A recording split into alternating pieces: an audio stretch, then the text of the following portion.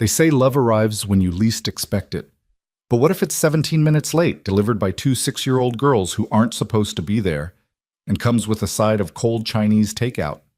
I'm Hannah Lewis, and this is the story of how a blind date I almost walked out on became the night that changed 4 lives forever.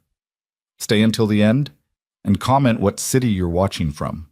I want to see how far this story travels. The Maple Avenue coffee shop had always been Hannah's sanctuary, tucked between a bookstore that smelled of old paper and dreams and a flower shop that exploded with color every spring. It was the kind of place where time moved slower, where the espresso machine hissed like a sleeping dragon, and where the owner, Mrs. Chen, knew everyone's order by heart.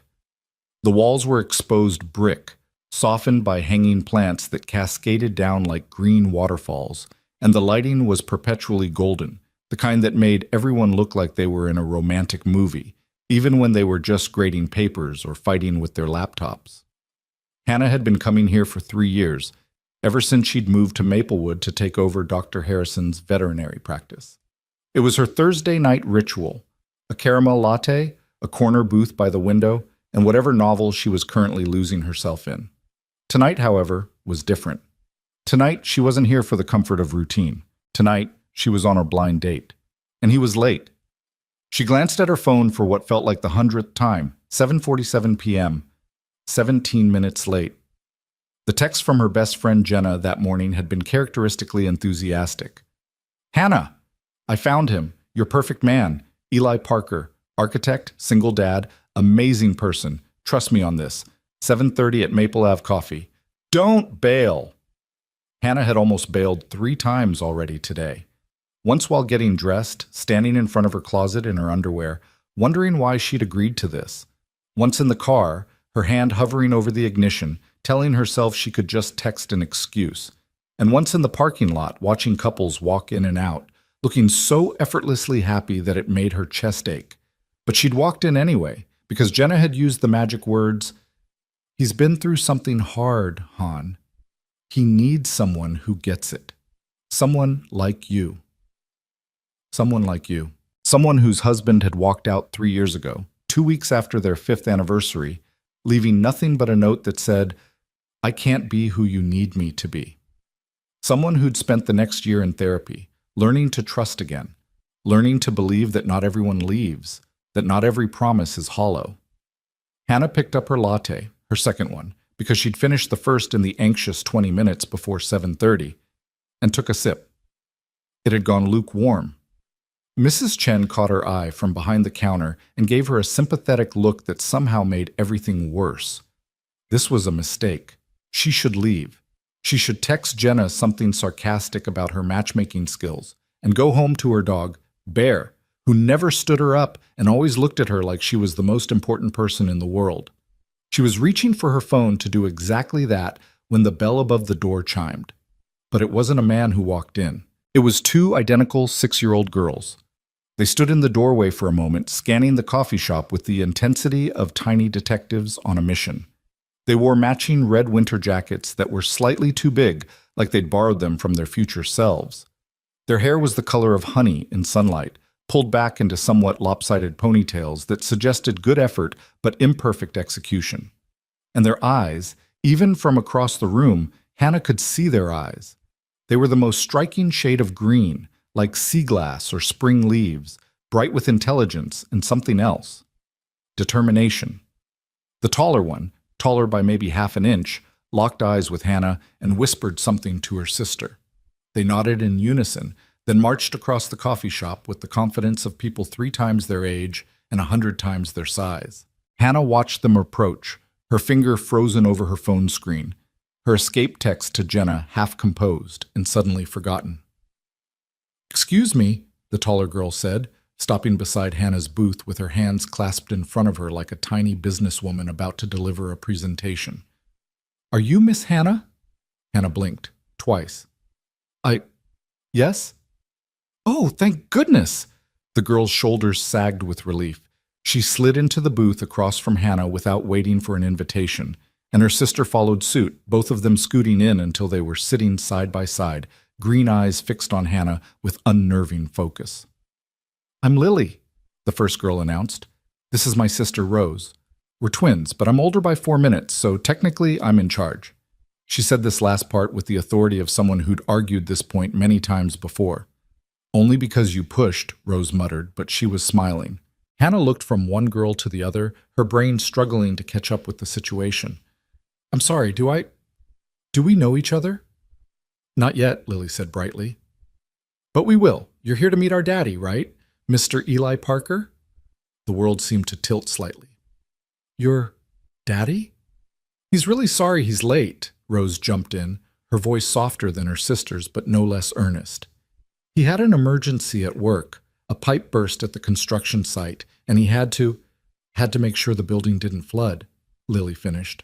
He called Miss Jennifer, that's our babysitter, and told her he was going to be late, and he sounded so worried, and we couldn't let him mess this up, Rose concluded, her eyes going wide.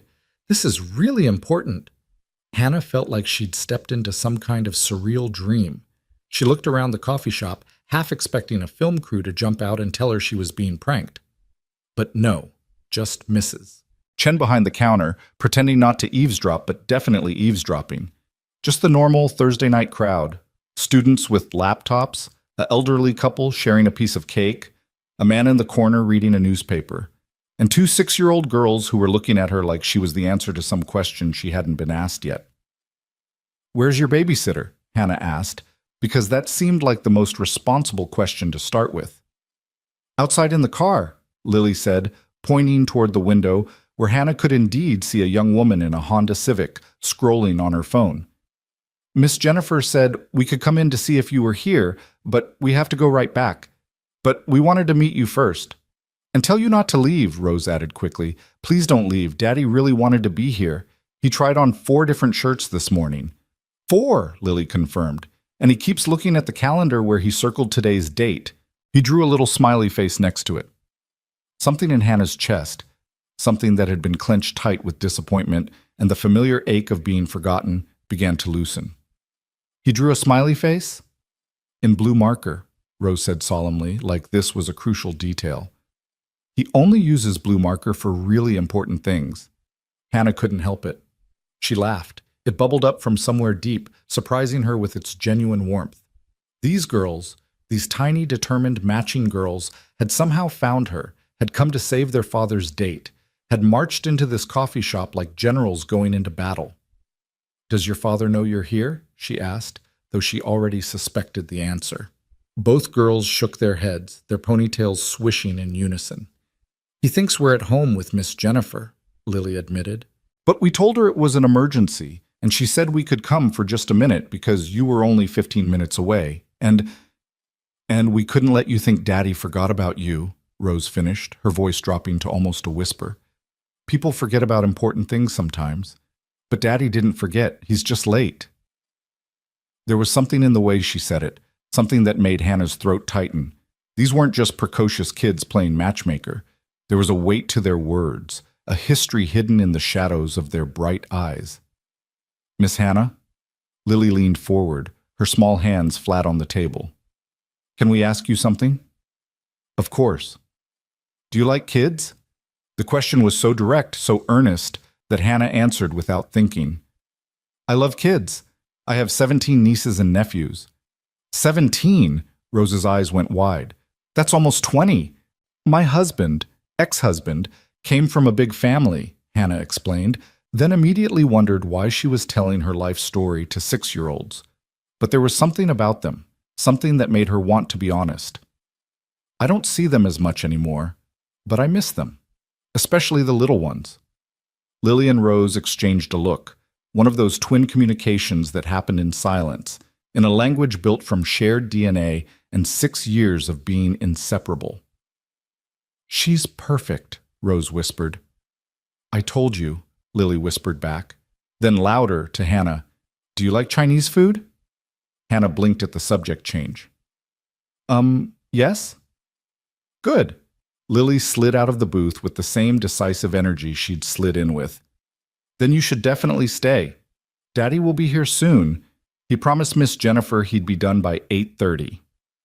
That's only 43 minutes, Rose added, checking a plastic watch on her wrist that was definitely telling the wrong time. Maybe 42 now. Girls, Hannah started, but Lily was already pulling on her sister's arm. We have to go before Miss Jennifer comes in, she said. But we'll see you soon, Miss Hannah, really soon. Wait. Hannah stood up, but they were already heading for the door, moving with the practiced efficiency of children who'd perfected the art of quick escapes. At the door, Rose turned back, her expression suddenly serious. Miss Hannah, Daddy doesn't smile much anymore. Not real smiles. But when Miss Jenna called and said she had someone for him to meet, he smiled. A real one. So please stay? Before Hannah could answer, they were gone, the bell chiming their exit, two red jackets disappearing into the Honda Civic that pulled away from the curb moments later. Hannah stood there, her hand still half raised in a wave or a stop gesture. She wasn't sure which.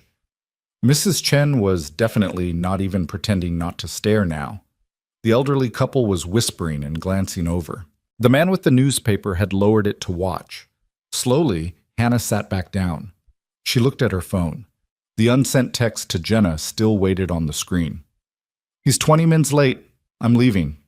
Her finger hovered over the send button. Daddy doesn't smile much anymore. Not real smiles.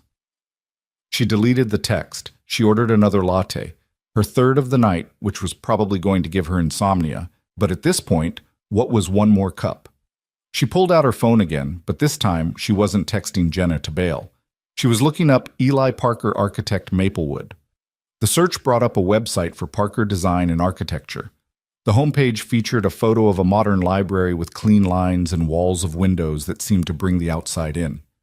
Community-centered design, the tagline read, building spaces where life happens. She clicked on the About page and found a photo of him. Eli Parker was handsome in that understated way that suggested he'd never thought much about his appearance. Dark hair that looked like it might curl if he let it grow longer. Strong jawline. Eyes that were, she zoomed in on the photo, the exact same shade of green as his daughter's. He was smiling in the picture, but Rose was right. It didn't quite reach his eyes. There was something guarded about it, something that said this smile was for the camera, not from the heart. The bio was brief. Eli Parker founded Parker Design and Architecture in 2019 with a mission to create public spaces that serve communities. He specializes in libraries, community centers, and educational buildings. Eli holds a master's degree from Cornell University and lives in Maplewood with his two daughters.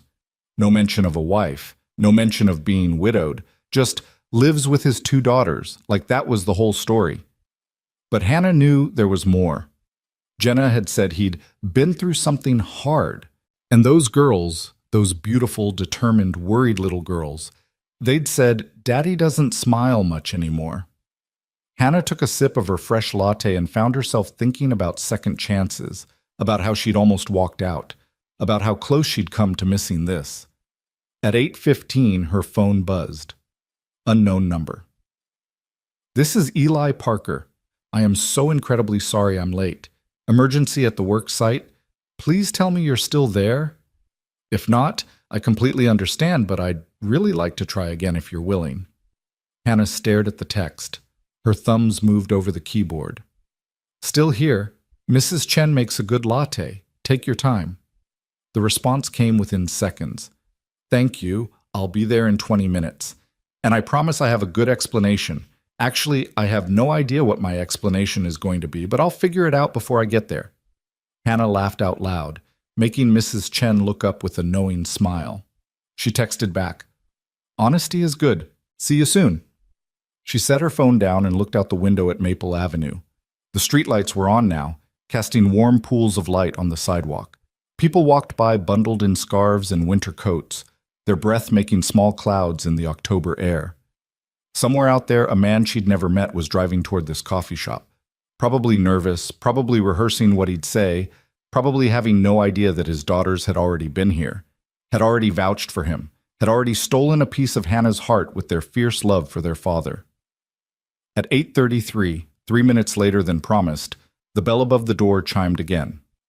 This time, it was him. Eli Parker looked exactly like his photo, and nothing like it at all. The photo had been professional, posed, controlled. The man who walked into the coffee shop was slightly disheveled, His dark hair mussed like he'd been running his hands through it. His shirt, a blue button-down that his daughters would probably confirm was the right choice, was clean but wrinkled in that way that suggested a long day. He had a spot of what might have been concrete dust on his shoulder, and his eyes, when they found Hannah and she gave a small wave, flooded with relief so profound it was almost painful to see. He crossed to her booth in 3 long strides. "Hannah?" "That's me." She smiled up at him. "You must be Eli." "I'm so sorry." The words tumbled out like he'd been holding them back for miles. "The sight. We had a burst pipe, and water was everywhere, and I couldn't just leave the crew to handle it. And then my phone died, and I couldn't even call to tell you I was going to be late. And—" He stopped, taking a breath. "I'm making a terrible first impression." "Actually," Hannah said, gesturing to the seat across from her, "you're making a better impression than you think." He sat down slowly like he was afraid she might change her mind and bolt. "I'm not sure how that's possible, but I'll take it." Mrs. Chen appeared at their table with impeccable timing, a fresh cup of coffee in her hand. "For you," she said to Eli with a warm smile. "On the house. You look like you need it." "Thank you, Mrs. Chen." He wrapped his hands around the cup like it was a lifeline. After she left, Hannah studied him for a moment. He looked tired, yes, but there was something else, an anxiety in the set of his shoulders, a wariness in his eyes that spoke of someone who'd been disappointed before and was bracing for it to happen again. "So," she said, deciding to take mercy on him, "tell me about your day." He laughed, a short, surprised sound. "My day? Where do I even start?" "Start anywhere." And he did. He told her about the library project he was working on, how it was his biggest commission yet, how he wanted it to be perfect because he believed libraries were the heart of communities. He told her about the pipe that had burst, how he'd waded through 2 inches of water in his work boots, which are still in my truck, by the way. I had to change into my regular shoes, trying to redirect the water while his crew called the emergency plumber.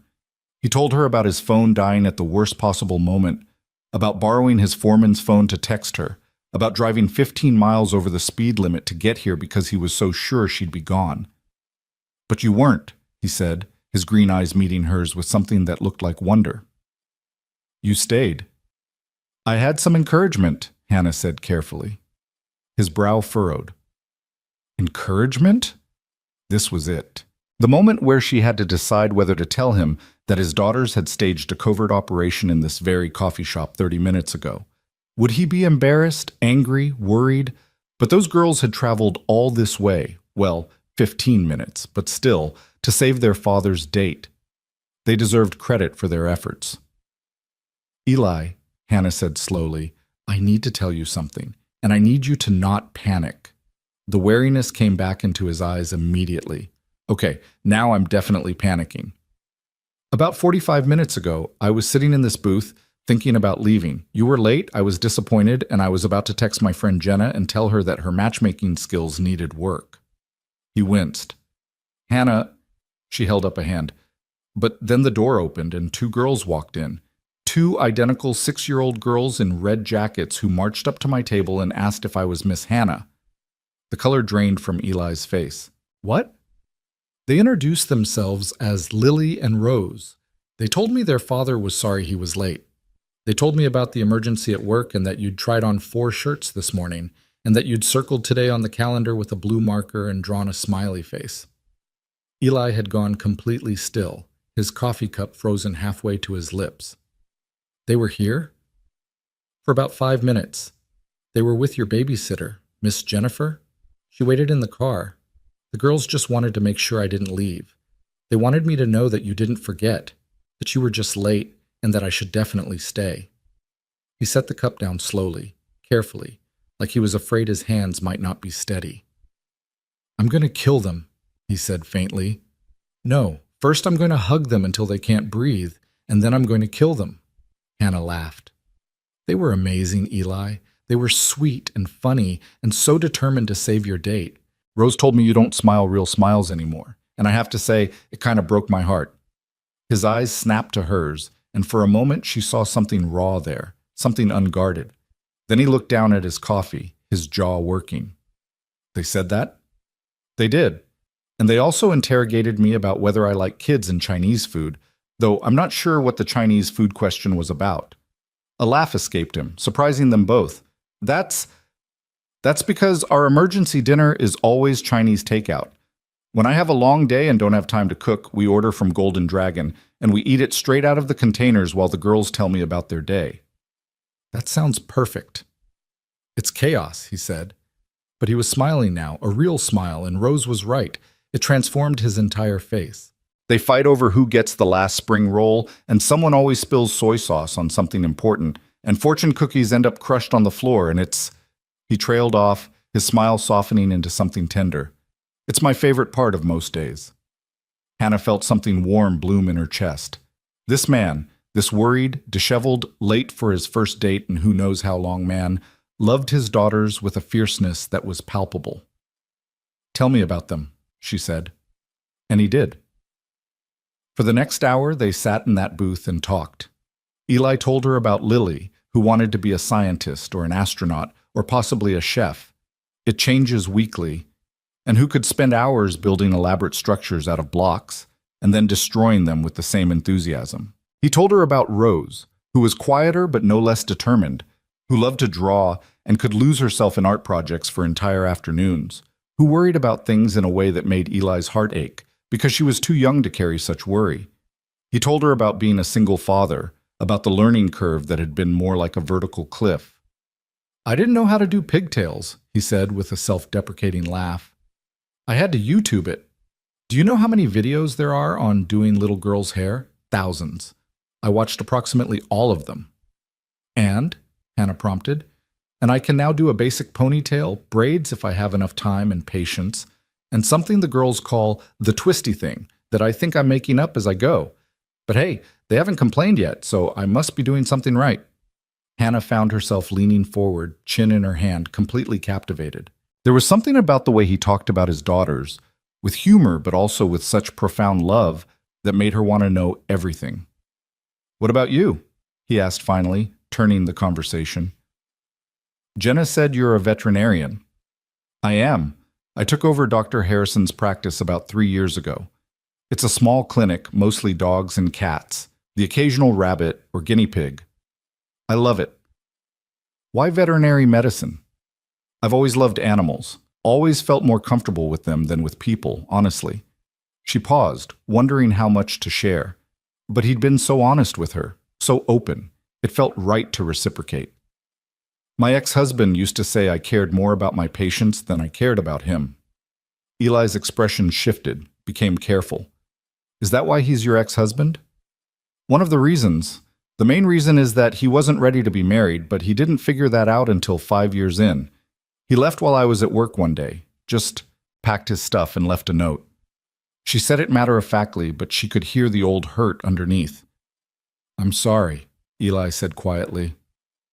"That must have been devastating." "It was, but I'm better now. I have Bear, that's my dog, a German Shepherd mix I rescued about a year ago. I have my practice. I have good friends, even if Jenna does occasionally set me up on blind dates that start with the guy being 45 minutes late." She said it with a smile to let him know she was teasing, and was rewarded with another one of those real smiles. "In my defense," he said, "it was only 35 minutes if you don't count the time before 7:30. "Oh, so we're going with technicalities?" "I'm going with whatever makes me look less terrible."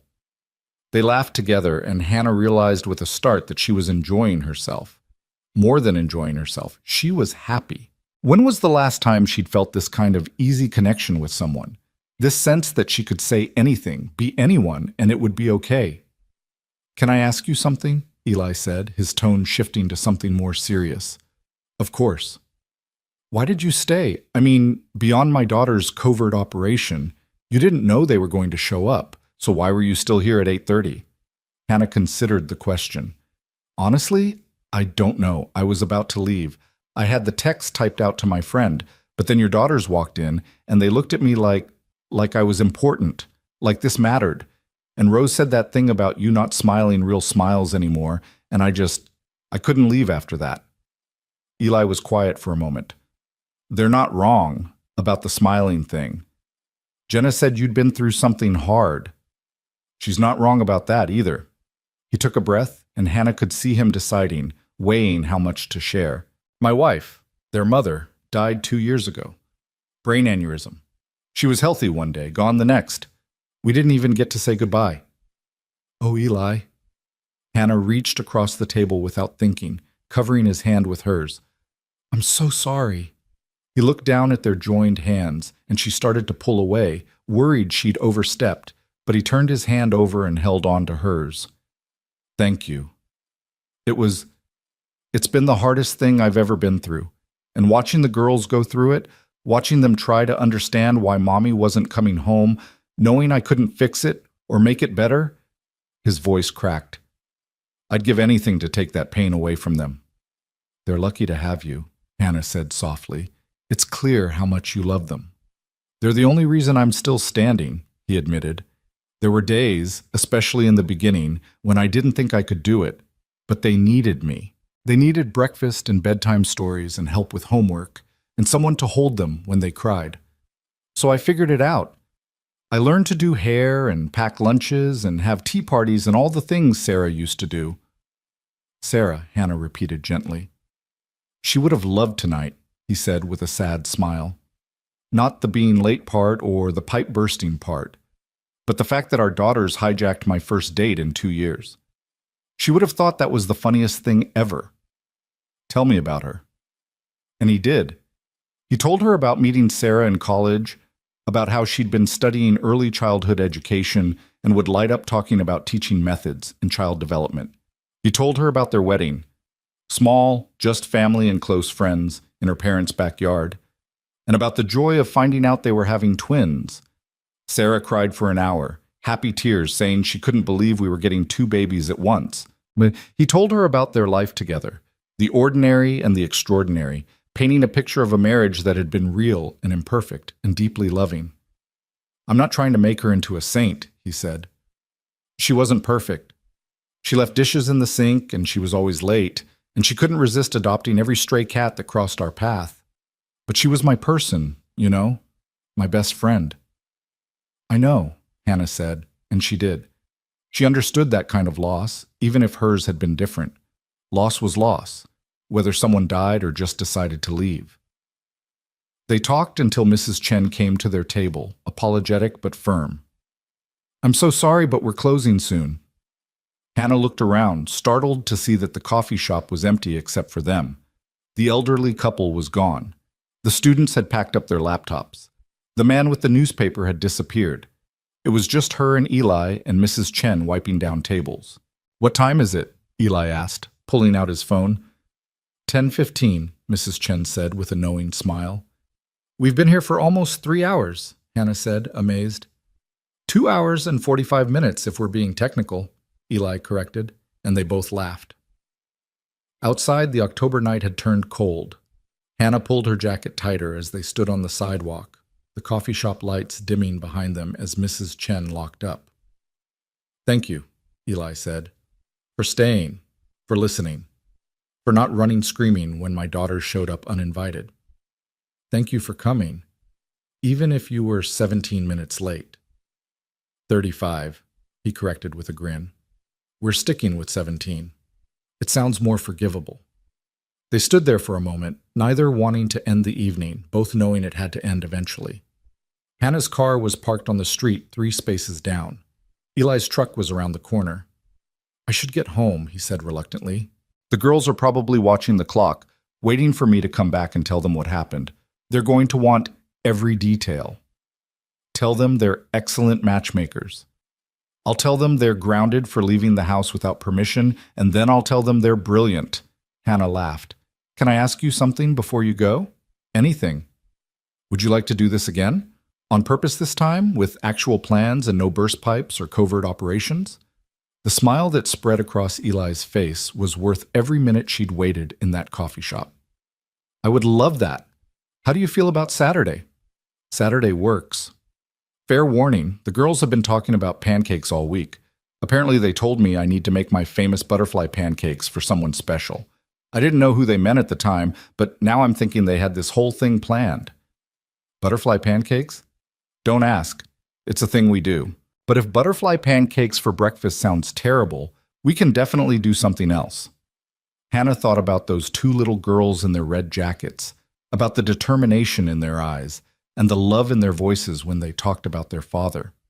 She thought about Eli's hands wrapped around his coffee cup, about the way he'd talked about his daughters and his late wife with such tenderness. She thought about second chances and new beginnings, and how sometimes the best things come 17 minutes late. Butterfly pancakes sound perfect, she said. Eli's smile could have lit up the entire street. Yeah? Yeah, what time should I come over? Is 9 too early? 9 is great. They exchanged numbers, actual numbers this time, not crisis texts sent from a foreman's phone. They stood there for another moment, neither quite ready to leave. Until finally Eli said, I should really go. Before I do something impulsive like ask if you want to come have coffee right now, except we just had coffee, so that would be weird. Extremely weird, Hannah agreed, even though part of her wanted to say yes. Saturday, he said, backing toward his truck. Saturday, she confirmed. She watched him go, watched him climb into his pickup truck and wave before pulling out onto Maple Avenue. Then she got in her own car and sat there for a moment, processing everything that had happened. Her phone buzzed. Jenna. Well? How did it go? Did he show up? Are you okay? Hannah smiled and typed back. He showed up, and Jenna, thank you for seeing something I couldn't see yet. Jenna's response came immediately.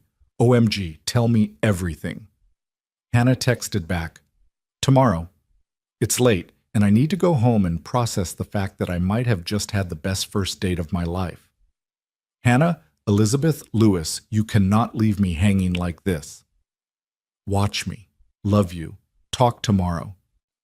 She drove home through the quiet streets of Maplewood, past houses with lit windows and families inside, past the park where children played during the day, past the grocery store that was closed for the night. Bear was waiting when she got home, his tail wagging with the enthusiasm only dogs can manage, and she sat on the floor and let him lick her face while she told him about her evening.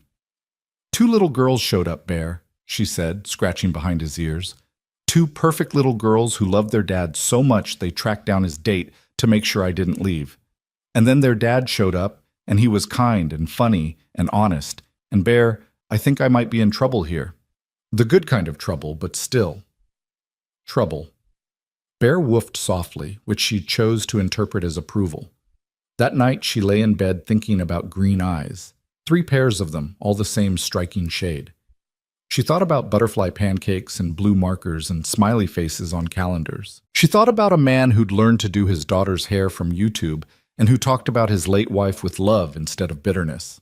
She thought about second chances and new beginnings and how sometimes love doesn't arrive on time. Sometimes it's 17 minutes late. And sometimes she thought, as she finally drifted off to sleep, that makes it all the more worth waiting for. Saturday morning arrived wrapped in the kind of golden autumn light that made everything look like a painting. Hannah woke up at 6:30, which was ridiculous considering she didn't need to be at Eli's house until 9. But her body had apparently decided that sleep was no longer necessary when there were butterfly pancakes and twin matchmakers waiting in her immediate future. She lay in bed for exactly 4 minutes before giving up on the pretense of rest. Bear lifted his head from his dog bed in the corner, gave her a look that clearly said, "It's too early for this," and went back to sleep. Traitor. In the shower, Hannah tried not to think about the fact that she was about to have breakfast with a man she'd met exactly once, and his 2 daughters who'd already decided she was perfect for their father. No pressure, just a casual Saturday morning meal with a ready-made family who were either going to love her or decide she wasn't good enough for their dad. Totally normal. Completely fine. She was absolutely not spiraling. By 7:15, she'd changed outfits 3 times. Too formal, too casual, too much like she was trying too hard. She finally settled on dark jeans and a soft green sweater that Jenna had once said made her eyes look like the ocean, which felt like the right amount of effort without being obvious about it. By 7:45, she was pacing her living room while Bear watched with the patient resignation of someone who'd seen this routine before. "I'm being ridiculous," she told him. Bear yawned. "Thanks for the support." Her phone buzzed at 8:15. Eli. "Fair warning, The girls have been awake since 6 a.m. asking when you're coming. If you arrive early, I promise no one will complain. If you arrive late, there might be a small riot. No pressure." Hannah laughed, the tension in her chest loosening a little. "Hannah, I'll be there at 9. Tell the girls I'm bringing a surprise." She hadn't been planning to bring anything, but the text had popped out before she could think about it. Now she had 45 minutes to come up with a surprise that would impress two 6-year-old girls who'd already decided she was worth saving their father's date for. 20 minutes later, she pulled into the parking lot of Maplewood's only toy store, a locally owned place called Wonder and Whimsy that somehow managed to compete with the big box stores by sheer force of charm and carefully curated inventory. The owner, Mr. Rodriguez, looked up from his newspaper when the bell chimed. "Hannah, good morning. What brings you in so early?" "Emergency toy shopping," she said, then realized how that sounded. Not an emergency, a good emergency. I think, I hope. Mr. Rodriguez smiled knowingly. He was in his 70s, had owned this shop for 40 years, and had an almost supernatural ability to match the right toy with the right child.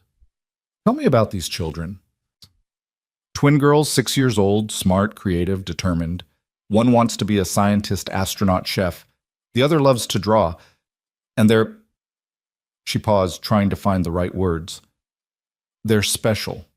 Their mom passed away 2 years ago, and they've taken it upon themselves to make sure their dad is happy again." Mr. Rodriguez's expression softened. "The Parker girls. I know them. Sweet children, always so polite." He set down his newspaper and stood up. "Come with me." He led her through aisles packed with wooden trains and stuffed animals and board games, past the dress-up corner and the science kits, to a display in the back corner.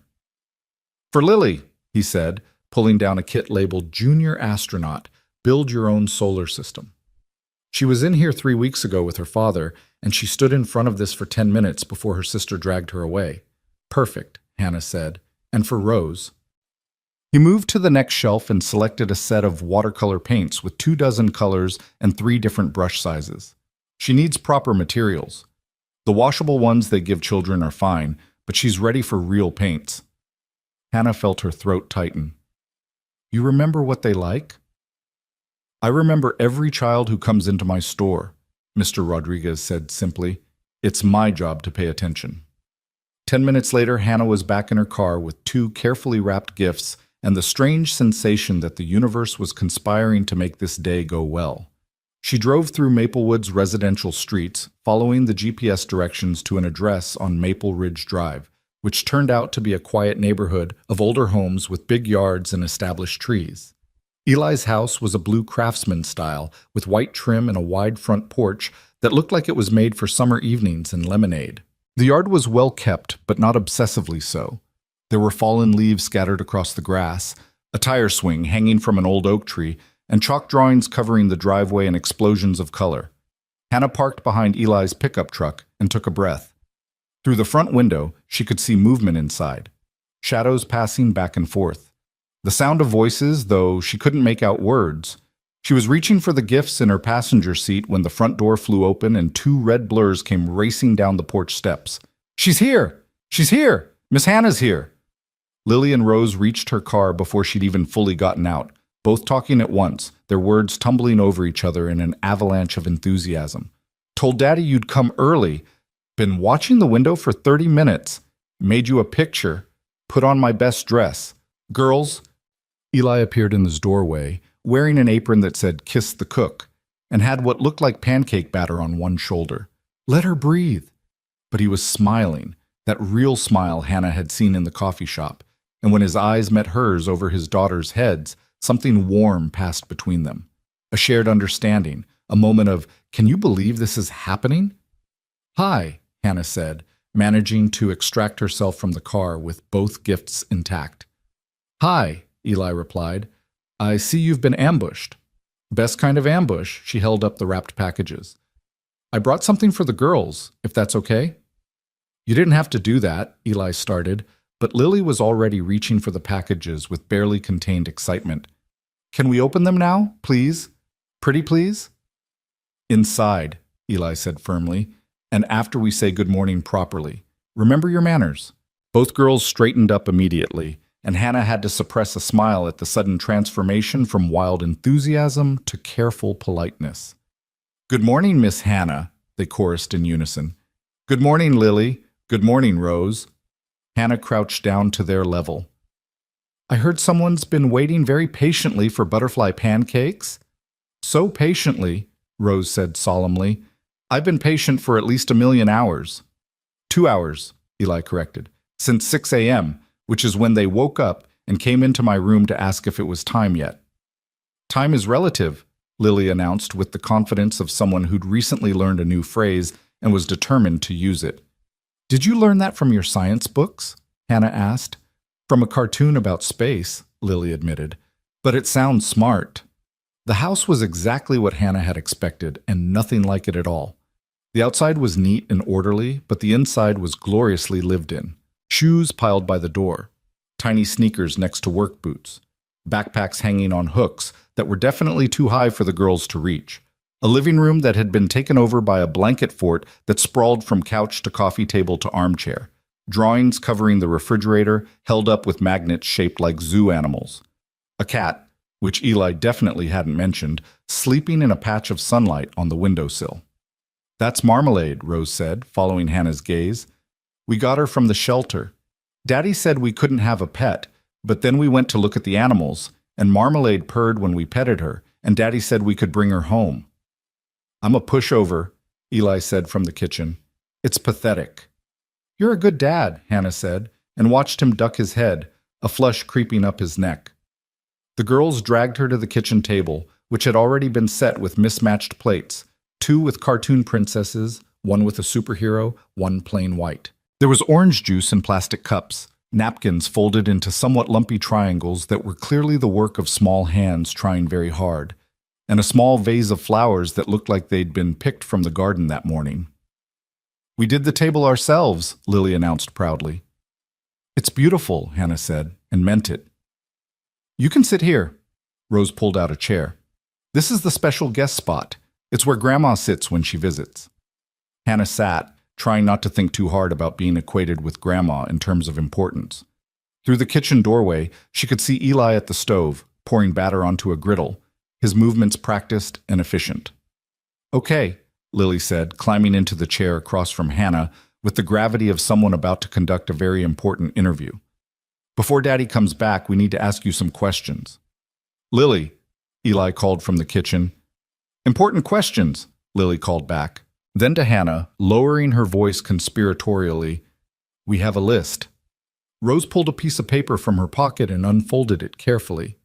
Hannah caught a glimpse of crayon-written words in careful 6-year-old handwriting. "First question," Rose said, completely serious. "What's your favorite color?" "Green," Hannah answered, "like your eyes." Both girls beamed. "Second question, do you like cats?" "I love cats, and dogs, and most animals, actually. It's kind of my job." "Third question," Lily took over, leaning forward. "If you had to pick between chocolate and vanilla ice cream for the rest of your life, which one?" "That's a tough one," Hannah said, pretending to think hard. "Can I say swirl?" The girls looked at each other, then back at Hannah. "That's a good answer," Lily said approvingly. "It means you're a problem solver." "Fourth question," Rose continued, "can you do braids, good ones?" "I can. I practiced on all my nieces." "How many nieces do you have?" 17 nieces and nephews total. 8 girls, 9 boys. Both girls' eyes went wide. "That's so many." "It is," Hannah agreed. "My ex-husband came from a very big family." "What's an ex-husband?" Lily asked. Hannah glanced toward the kitchen, where Eli had gone very still at the stove. "It means someone you used to be married to but aren't anymore." "Like divorce?" Rose asked quietly. "Yes, like that." "Our friend Emma's parents are divorced," Lily said matter-of-factly. "She has 2 houses now. She says it's confusing." "I bet it is," Hannah said gently. "Our mommy didn't divorce Daddy," Rose said, her voice small. "She died." The kitchen had gone completely silent. Hannah could feel Eli listening, could sense his tension from 2 rooms away. She chose her words carefully. I know. Your daddy told me. I'm very sorry. I bet you miss her a lot. Every day, Rose whispered. Do you miss your ex-husband? Lily asked, and there was something knowing in her green eyes, something that suggested she was asking a deeper question than it seemed. Not anymore, Hannah said honestly. For a while I did, but now I'm just grateful for the things I learned. What did you learn? That I'm stronger than I thought, that I can be happy by myself, and that when the right person comes along. She paused, her eyes flicking to the kitchen doorway where Eli had appeared, spatula in hand, watching her with an expression she couldn't quite read. They won't make you feel like you have to be someone different. They'll like you exactly as you are. The girls looked at each other, another one of those silent twin communications passing between them. Then Lily folded up the list and stuffed it back in her pocket. You passed, she announced. There were more questions on that list, Eli said, moving to the table with a platter of pancakes. I saw at least 10 things written down. We decided we didn't need the rest, Rose said simply. The butterfly pancakes were exactly what they sounded like. Pancakes shaped into butterflies, with strawberry slices for the body and blueberries marking the wing patterns. They were slightly lopsided and completely charming, and the girls' faces lit up when Eli set the platter on the table. Daddy makes the best butterflies, Rose said. Mom taught me, Eli said quietly, sliding into the last empty chair. She was the artist. I'm just following her template. For a moment, the table was quiet. Hannah could feel the weight of absence, the space where someone should be sitting. But then Lily reached for the syrup and accidentally knocked over her juice, and Rose yelped and grabbed napkins, and suddenly the moment was broken by the beautiful chaos of breakfast with small children. They ate and talked and laughed, and Hannah felt something in her chest crack open. This was what she'd been missing. This noise and warmth and connection. These sticky fingers and silly jokes and questions that came out of nowhere. Miss Hannah, Rose said around a mouthful of pancake, can you tell us about your job? So Hannah told them about the clinic, about the dogs that came in for checkups, and the cats that tried to escape their carriers, and the time she'd had to examine a pet rabbit that had eaten through a phone charger. He was fine, just very embarrassed. She told them about Bear, about how she'd found him at a shelter, and how he'd been scared of everything at first, but now thought he owned the place. Can we meet Bear? Lily asked immediately. Lily, Eli warned. If your dad says it's okay, absolutely. Can we, Daddy? Please? Eli looked at Hannah, a question in his eyes. She gave a tiny nod. Maybe next weekend, he said, if Miss Hannah doesn't mind.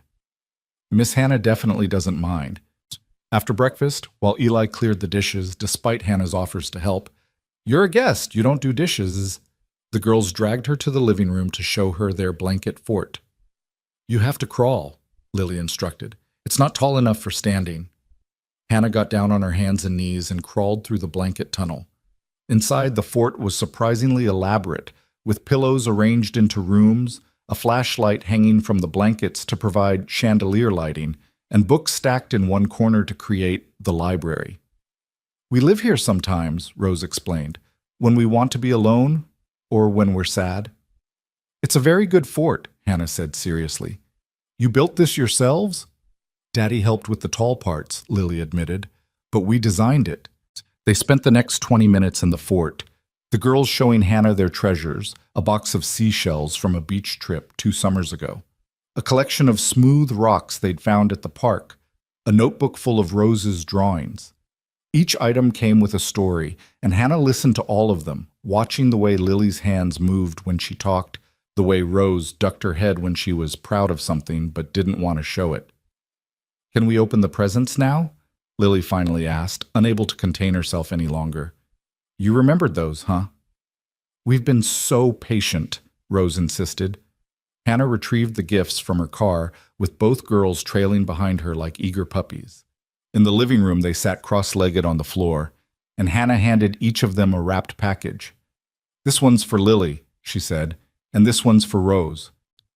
They tore into the wrapping paper with the enthusiasm of children who'd been practicing good behavior for 2 whole hours and were ready to cut loose. Lily's shriek when she saw the solar system kit could probably be heard 3 houses down. It's the one from the store, the one I wanted. Daddy, look! She held up the box like it was made of pure gold. I see it, baby, Eli said softly. And when Hannah looked over at him, standing in the kitchen doorway with the dish towel over his shoulder, his eyes were suspiciously bright. Rose's reaction was quieter, but no less profound. She opened the watercolor set slowly, reverently, running her fingers over the paint colors. Real paints, she whispered. Not the kid kind. Mr. Rodriguez at Wonder and Whimsy said you were ready for real paints, Hannah said. Mr. Rodriguez remembers me? He said you were an artist who needed proper materials. Rose looked up at Hannah with eyes that were definitely watering. Thank you, she said, and then she launched herself at Hannah in a hug that nearly knocked them both over. A moment later, Lily joined in, and Hannah found herself buried under two 6-year-olds who smelled like maple syrup and strawberry shampoo and pure joy. Girls, Eli said, his voice rough, let Miss Hannah breathe. They pulled back, but not before Lily whispered in her ear, You're definitely the right one. The rest of the morning passed in a blur of activity. Lily wanted to start building her solar system immediately, which meant spreading components across the entire living room floor and consulting the instruction manual with the seriousness of a NASA engineer. Rose wanted to paint, so Eli set her up at the kitchen table with a plastic tablecloth and a cup of water and strict instructions not to paint the cat. Hannah found herself pulled into both projects, helping Lily figure out which planet was which while also mixing colors for Rose and learning that purple was Rose's favorite because it's like sunset and mystery at the same time. Eli moved through the house around them, loading the dishwasher, starting laundry, responding to a work email on his phone, but always circling back to the living room or the kitchen to check on his girls. And every time he passed by, his eyes would find Hannah's, and something would pass between them. A question, maybe, or a hope. Or just the simple acknowledgement that this felt right. At 11:30, Rose declared her painting finished. It was abstract, swirls of purple and blue and pink that somehow captured the feeling of movement and light. It's for you, she said, handing it carefully to Hannah. For me? Because you brought the real paints, and because you stayed when we asked you to. Hannah accepted the painting with hands that weren't quite steady. Rose, this is beautiful, thank you. We should put it on the fridge, Lily called from the living room where she was attempting to glue Saturn's rings at the correct angle. The fridge of honor, Eli said with a smile. That's where only the most important artwork goes. He helped Rose find a magnet, a giraffe, which Rose explained was her favorite animal after butterflies, which weren't really animals but insects, which were still kind of animals if you thought about it. And they hung the painting in a place of pride next to drawings of the family and a handprint craft from school. Looking at it there, among the artifacts of their daily life, Hannah felt something shift inside her. This wasn't just a nice morning. This wasn't just a successful second date. This was something bigger, something that terrified and thrilled her in equal measure. Hey, Eli said quietly, appearing beside her while the girls were distracted with their projects. You doing okay? Yeah, she said. I'm good. Really good. Your girls are incredible, Eli. They really like you. He paused, then added in a lower voice, and they're not the only ones. Hannah's heart did something complicated in her chest. I really like them too. All of you. Can I ask you something? Of course. This morning, at breakfast, when they asked about your ex-husband, you said the right person won't make you feel like you have to be someone different. He turned to face her fully, his green eyes serious. Did he? Make you feel like you had to be different? Hannah took a breath. This was the real conversation, the one underneath all the butterfly pancakes and watercolor paintings and solar system models. He did. He wanted me to be less intense, I guess. Less focused on work, less invested in things that weren't him. And for a long time, I tried to be what he wanted. I made myself smaller, quieter, less, and it still wasn't enough. That's not love, Eli said quietly. No, she agreed. It's not. Took me a while to figure that out. Sarah used to say that love meant making space for the whole person, not just the parts that were easy or convenient. He shoved his hands in his pockets, looking suddenly vulnerable. I'm still figuring out how to do that with someone new. how to let someone in without feeling like I'm betraying her memory. But being around you, Hannah, it feels different. It feels like maybe I could figure it out. Daddy! Lily's voice interrupted. Neptune won't stick. I need help. Coming. He gave Hannah an apologetic look. Crisis management. Story of my life. Go, she said with a smile. Your astronaut needs you.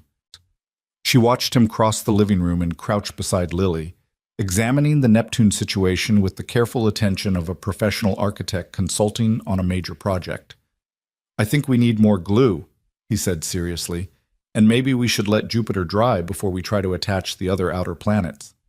That's so smart, Daddy, Lily said admiringly. At noon, Hannah's phone buzzed with a text from Jenna. So? How's breakfast? Are you still alive? Do I need to come rescue you? Hannah smiled and typed back, Still alive, more than alive. Call you later with details. That's not nearly enough information, but I'll allow it only because I'm assuming you're having a good time. Hannah slipped her phone back in her pocket and looked around the living room. At Lily, carefully placing her planets in order from the sun. At Rose, already starting a second painting, this one with more green and yellow. At Eli, watching his daughters with such profound love that it was almost hard to look at directly. This was what Saturday mornings were supposed to feel like, she thought, full and warm and alive. Miss Hannah, Rose called from the kitchen, can you help me mix the right green? I want it to be forest green, not regular green. Absolutely. They spent the next hour on colors, mixing paints to find exactly the right shades. Rose was particular about her palette, and Hannah found herself completely absorbed in the task of helping this serious 6-year-old create the exact vision in her mind. You're good at this, Rose said at one point. At color mixing? At being here. With us. Rose didn't look up from her painting, but her voice was soft. Some people try too hard. They want us to like them, so they act weird. But you just act like you. Is that a good thing?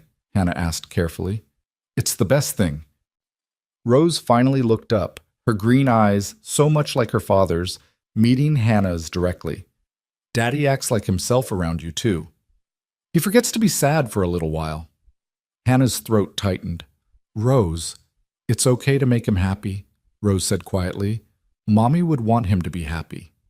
How this child had learned such wisdom at 6 years old, Hannah couldn't imagine. She reached over and tucked a strand of honey-colored hair behind Rose's ear. You're pretty special, you know that? Rose shrugged, but she was smiling. At 1 o'clock, Eli ordered pizza. I was going to cook lunch, but honestly, I'm exhausted from breakfast. And they ate at the kitchen table while the girls chattered about their upcoming school week and the field trip they had planned to the local fire station. Miss Hannah should come, Lily announced suddenly. Lily, Miss Hannah has her own job, Eli said.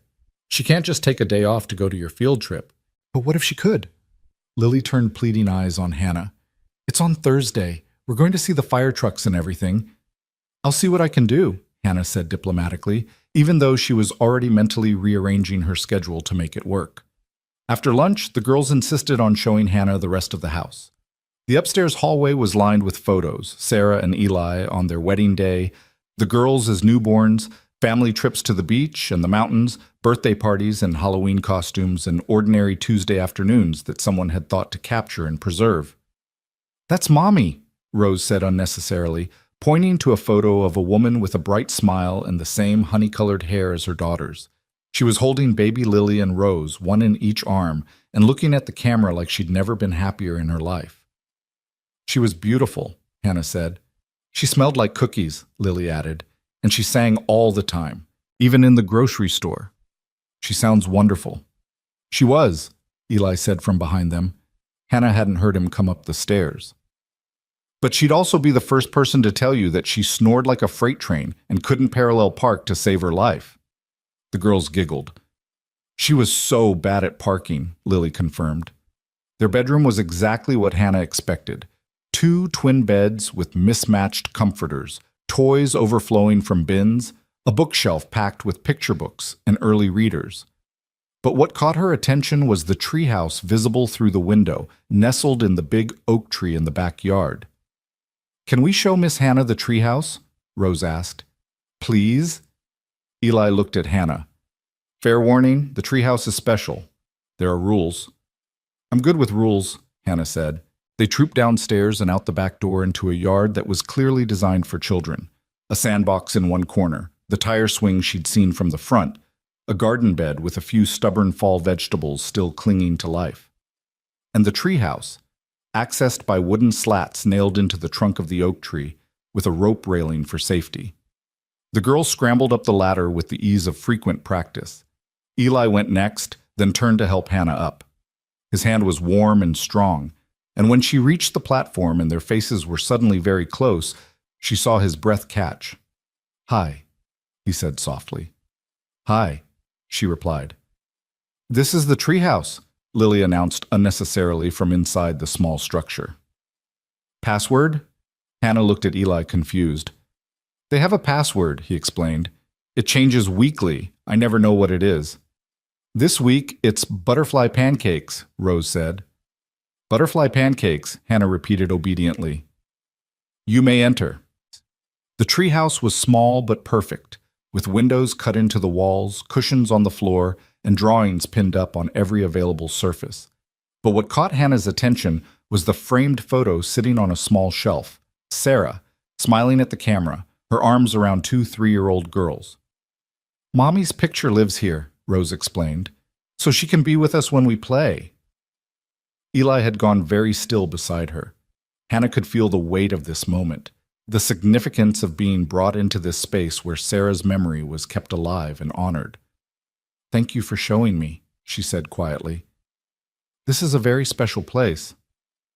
They sat in the treehouse for a while, the girls pointing out their favorite drawings and explaining the complex imaginary games they played up here. Eli was quiet, his shoulder pressed against Hannah's in the small space, and she could feel him processing something, working through emotions she couldn't quite name. When the girls finally got distracted by a bird landing on a nearby branch and scrambled to the windows to watch it, Eli leaned close to Hannah's ear and whispered, "I built this right after Sarah died. I didn't know what else to do with all the feelings, so I built something for them. Something that would last." "You gave them a sanctuary," Hannah whispered back. "I gave them a place where their mom could still exist." His voice cracked slightly. "I didn't want them to forget her." "They won't," Hannah said with certainty. "Not with you keeping her alive in stories and pictures and places like this." He turned to look at her, and in the dappled light filtering through the treehouse windows, his eyes were bright with unshed tears. "You get it," he said. "Most people, they want me to move on, to let go, to pack her memory away like it's something to be finished with. But you understand that she's always going to be part of this family. That loving someone new doesn't mean forgetting someone old." Hannah reached for his hand and laced their fingers together. "She was your first great love. She gave you these incredible daughters. Of course, she'll always be part of your family, and anyone worth being with will understand that." "Miss Hannah?" Lily turned from the window. "Do you want to see the secret compartment?" The afternoon stretched into evening before Hannah realized how much time had passed. She'd seen the secret compartment, a loose floorboard where the girls hid treasures. She'd played board games that devolved into chaos when someone changed the rules midway through. She'd helped fold laundry while Eli started dinner. Real dinner this time, he insisted, not just takeout. And the girls regaled her with stories about their teacher and their friends, and the boy in their class who ate glue. At 6:30, as the sun was starting to set and the kitchen smelled like garlic and tomatoes from the pasta Eli was making, Hannah realized she should probably go home. She had work tomorrow. She needed to feed Bear. This day, as perfect as it had been, needed to end eventually. But when she mentioned leaving, both girls' faces fell so dramatically that she almost laughed. "You can't go yet," Lily protested. "We didn't show you our dance." "Dance? We've been practicing," Rose said. "It's to our favorite song. We were going to show you after dinner." Hannah looked at Eli, who shrugged with a smile. "They've been working on it all week. Apparently it was part of today's plan." "Then I definitely need to see it," Hannah said. So she stayed for dinner, sitting at the mismatched plate table while the girls competed to tell the best stories, and Eli served pasta with a sauce he admitted he'd learned to make from YouTube. "I'm teaching myself to cook one recipe at a time." And for dessert, there was ice cream with chocolate sauce that somehow ended up everywhere except in the bowls. After dinner, while Eli cleaned up, he'd refused Hannah's help twice now, insisting she was still a guest. The girls dragged her to the living room. "You have to sit there," Lily instructed, pointing to the couch. "That's the audience spot." "And you have to clap at the end," Rose added, "even if we mess up." "I promise." The performance was 3 minutes of pure, unfiltered joy. The girls had choreographed a dance to some pop song Hannah vaguely recognized, complete with spins and jumps and synchronized arm movements that were mostly synchronized. They were completely unself-conscious, throwing themselves into the performance with total commitment, and halfway through, Hannah felt tears prickling her eyes. When had she last felt this kind of uncomplicated happiness? When had she last been in a space where people were just fully, authentically themselves without apology or pretense? She clapped until her hands hurt when they finished, and the girls took elaborate bows before collapsing on the couch beside her, breathless and grinning. "That was incredible," Hannah said. "You two are so talented." "We know," Lily said matter-of-factly, which made Hannah laugh. Eli appeared in the doorway, leaning against the frame with his arms crossed, watching the three of them on the couch. The look on his face was soft and wondering, like he couldn't quite believe this scene was happening in his living room. "Okay, dancers," he said finally, "it's almost time for baths." The groan that went up from both girls was impressive in its synchronization. "But Miss Hannah just got here," Lily protested. "Miss Hannah has been here for 9 hours," Eli pointed out, "and she probably needs to get home to Bear." Bear. Right. Her dog, who was probably wondering if she'd been kidnapped. Hannah stood up reluctantly. "Your dad's right. I should get going." "Will you come back?" Rose asked, her voice small. "Of course I will." "When?" Hannah looked at Eli, raising her eyebrows in question. He smiled, that real smile that transformed his whole face. "How about next weekend? I could make dinner. A real dinner, not just pancakes and pizza." "I'd like that." "And you could bring Bear," Lily added excitedly. "We want to meet him." "Then I'll definitely bring Bear." The girls hugged her goodbye with the kind of ferocity that suggested they thought she might not actually come back if they didn't hold on tight enough. Hannah hugged them back, breathing in their little girl smell of shampoo and paint and sunshine. Eli walked her to her car while the girls watched from the front window, their faces pressed against the glass. "Thank you," he said when they reached her car, "for today, for being so good with them, for—" He trailed off, then started again. "For understanding about Sarah, about the treehouse and the pictures and all of it. Most people don't understand." "Most people haven't loved and lost," Hannah said gently. "I get it. Not in the same way, but I get it." "I had a really good day," Eli said, and there was something vulnerable in his voice that made Hannah's heart ache. "Me too." They stood there for a moment, close enough that Hannah could see the flecks of darker green in his eyes, could count the faint freckles across his nose. Close enough that if one of them leaned forward just a little, they could— A tap on the window made them both jump. The girls were pointing at them and giggling. Eli groaned. "I'm so sorry. They have no sense of boundaries." "They're 6, Hannah said with a laugh. "They're not supposed to have boundaries." "Rain check on that kiss?" Eli asked, his voice low enough that only she could hear. "Definitely a rain check." She drove home with Rose's painting carefully secured in her passenger seat and a feeling in her chest that she couldn't quite name but didn't want to let go of. When she got home, Bear was waiting at the door with a look that clearly communicated betrayal at being left alone all day. I know, she said, crouching to let him lick her face. "But Bear, I have to tell you about today." And she did, talking to her dog while she filled his bowl and settled on the couch with a cup of tea, processing everything that had happened. The butterfly pancakes and the watercolor painting and the solar system that was still probably spread across Eli's living room floor. The treehouse and the password and the photo of Sarah that lived in a place of honor. The girls with their green eyes and their fierce love for their father. And Eli himself, kind and honest and still healing but willing to try. Her phone buzzed. Eli. "The girls are asking if you made it home okay. Also asking if next weekend can be sooner. Also, Rose wants to know if Bear likes blueberries. I have no idea why." Hannah smiled and typed back, Made it home safe. Tell them next weekend can't come soon enough. And yes, Bear loves blueberries. Eli. They're satisfied with this answer. They also made me promise to tell you that today was the best Saturday ever. Hannah, tell them it was my best Saturday ever too. Eli, even with the interrogation and the hijacked date and my daughters being completely overwhelming? Hannah, especially because of all that. There was a pause and then, I'm really glad you came, Hannah, and I'm really glad you stayed. Both times. Hannah set her phone down and looked at Bear, who was watching her with knowing eyes. I think we're in trouble, she told him. The good kind of trouble. The kind that changes everything. Bear woofed softly, which she chose to take as approval, and Hannah let herself imagine next weekend. More time with three people who were quickly becoming more than just a nice family she'd met through a friend. More time with a man whose smile was still learning to be real again. More time with two little girls who decided she was worth saving their father's date for.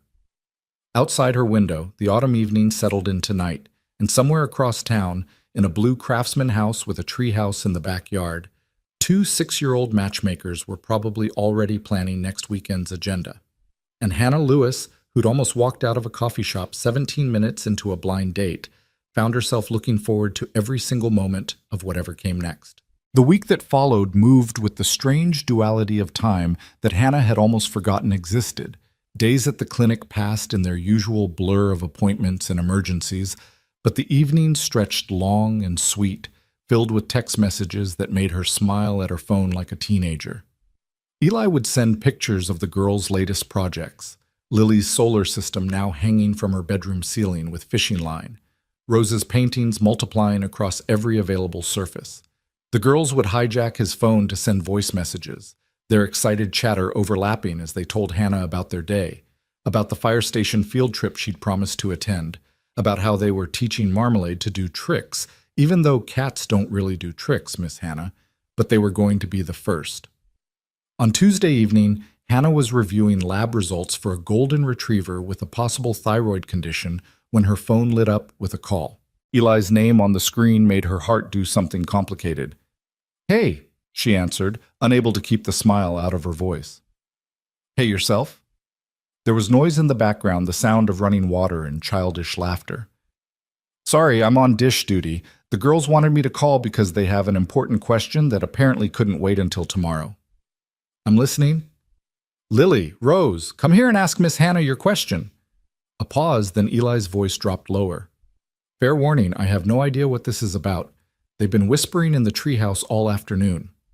There was a scuffling sound, then Lily's voice, slightly breathless with excitement. Miss Hannah, we need to know something really important.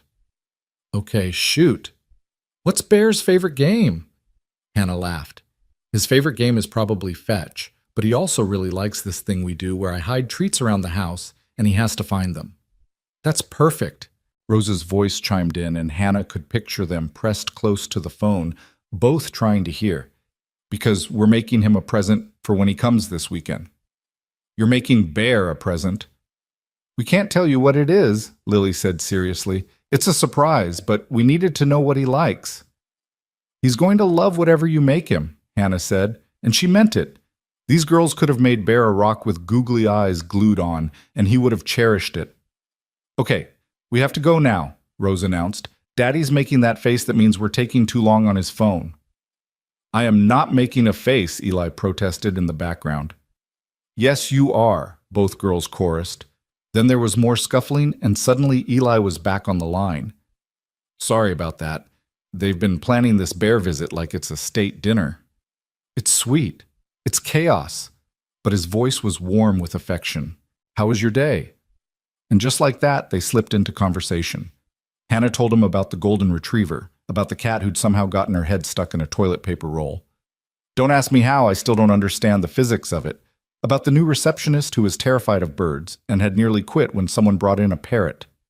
Eli told her about the library project, how they were finally getting the roof completed, about the contractor who kept calling him at 6 a.m, about his plans for the interior and his hope that the building would become a real community gathering space. They talked for 45 minutes before Eli had to go wrangle his daughters into their bedtime routine. After he hung up, Hannah sat in her quiet house and realized she was still smiling. "This is moving fast," she told Bear, who was lying at her feet with his head on her paws. "Is this too fast? This feels too fast." Bear made a sound that could have been agreement or disagreement, but his tail wagged once, which Hannah chose to interpret as approval. Wednesday brought a complication. Hannah was between appointments, reviewing notes in her office, when Jenna appeared in the doorway with 2 coffees and a determined expression that meant she wasn't leaving without details. "Okay," Jenna said, settling into the chair across from Hannah's desk. "I've been patient. I've given you space. I've accepted your vague text messages and your 'I'll tell you later' responses. But it's been 5 days since the pancake breakfast date, and I need information." Hannah laughed and accepted the coffee. "What do you want to know?" "Everything. Start at the beginning and don't leave anything out." So Hannah told her about the butterfly pancakes and the interrogation and the gifts from Mr. Rodriguez, about the treehouse with Sarah's picture and the painting Rose had made her that was currently hanging on her refrigerator, about the 9 hours that had felt like both an eternity and an instant, about the feeling she couldn't shake that something significant was happening, something that terrified and exhilarated her in equal measure. Jenna listened without interrupting, which was unusual for her, her expression cycling through delight and concern, and something that looked almost like worry. "Hannah," she said finally, setting down her coffee, "can I say something that might be hard to hear?" Hannah's stomach tightened. "Of course." "I love that you're happy. I love that you're putting yourself out there again. But this is a ready-made family you're walking into. A man who's still grieving his wife. 2 little girls who are clearly desperate for a mother figure. That's a lot of pressure." "I know," Hannah said quietly. "Do you? Because it sounds like you're already getting attached. It sounds like you're already imagining yourself as part of their family. And if this doesn't work out, you're not just losing Eli. You're losing those girls too." The words hit harder than Hannah expected. She set down her own coffee, suddenly unable to meet Jenna's eyes. "You think I should slow down? I think you should be careful. Your heart is one of the biggest I know, hon. You love with everything you have, and that's beautiful, but it also means you can get hurt really easily." Jenna reached across the desk and took Hannah's hand. "I just want you to protect yourself, to make sure you're not jumping into something because it feels good right now without thinking about what it means long term." "I'm not trying to replace their mother," Hannah said, her voice barely above a whisper. "I know you're not, but do they? Does Eli? Have you talked about what this looks like if it gets serious? About boundaries and expectations and how you navigate being in their lives without overstepping?" Hannah pulled her hand back, feeling defensive and knowing Jenna was probably right, which made it worse. "We've been on 2 dates, Jenna. We're not planning a wedding." "But you're already spending weekends at his house, already getting attached to his kids, already—" Jenna stopped, seeming to reconsider her words. "I'm not trying to rain on your parade. I'm really not. I just know how you are. You dive in head first, and sometimes you forget to check if there's water in the pool." They sat in uncomfortable silence for a moment. Hannah's next appointment was in 10 minutes. She should end this conversation, should thank Jenna for her concern and promise to be careful, and move on with her day. But something in her chest felt heavy, felt like Jenna had poked at a fear Hannah had been trying not to examine too closely. "What if you're wrong?" Hannah asked finally. "What if this is exactly what it feels like, something real and rare and worth the risk?" Jenna's expression softened. "Then I'll be the first person celebrating at your wedding. But Han, you've been hurt before, really hurt, and I just need to know that you're going into this with your eyes open." "My eyes are open," Hannah said with more confidence than she felt. "I know the risks. I know this is complicated. But Jenna, when I'm with them, I feel like I'm exactly where I'm supposed to be. And I haven't felt that way in a really long time." "Okay," Jenna said after a moment. "Okay. Then I'm behind you 100%. But promise me something." "What?" "Promise me you'll talk to Eli about expectations and boundaries and what this looks like. Because you're not just dating him, you're dating his whole situation, and everyone needs to be clear about what that means." Hannah nodded slowly. "I promise." After Jenna left, Hannah sat in her office staring at the wall where she'd hung her veterinary degree and a photo of Bear and a child's drawing one of her nephews had made her years ago. Jenna's words circled in her head like birds that wouldn't settle. Was she moving too fast? Was she setting herself up for heartbreak? Was she being naive about the complications of dating a widower with children? Her phone buzzed with a text from Rose. "Miss Hannah, I finished another painting. Daddy says it's my best one yet. Can I show you on Saturday?" Hannah's heart squeezed. These girls, these beautiful, open-hearted girls who'd already claimed a piece of her heart. How did you protect yourself from that? How did you hold back when everything in you wanted to dive in completely? She typed back, "I can't wait to see it, Rose. I bet it's amazing." The response came immediately. "It's a picture of all of us. You and Daddy and me and Lily and Bear and Marmalade. We're all in the treehouse." Hannah stared at the text, her eyes stinging. Rose had painted them as a family, had imagined them all together in that sacred space where Sarah's memory lived. And Hannah didn't know if that was beautiful or heartbreaking or both. Thursday morning dawned gray and drizzly, the kind of October day that threatened rain but couldn't quite commit. Hannah had rearranged her morning appointments to make the fire station field trip happen, and now she sat in her car outside Maplewood Elementary School watching families arrive for the buses. She spotted Eli's truck in the parking lot, saw him walking toward the school entrance with a twin on each side, both girls wearing matching red raincoats that made Hannah smile despite the knot of anxiety in her stomach from yesterday's conversation with Jenna. She got out of her car and headed toward them, and the moment the girls spotted her, their faces lit up like she'd hung the moon. "Miss Hannah came. Daddy, Miss Hannah came." They ran to her, both talking at once, and Hannah crouched down to their level, letting their excitement wash over her. Behind them, Eli approached with that soft smile that made her heart skip.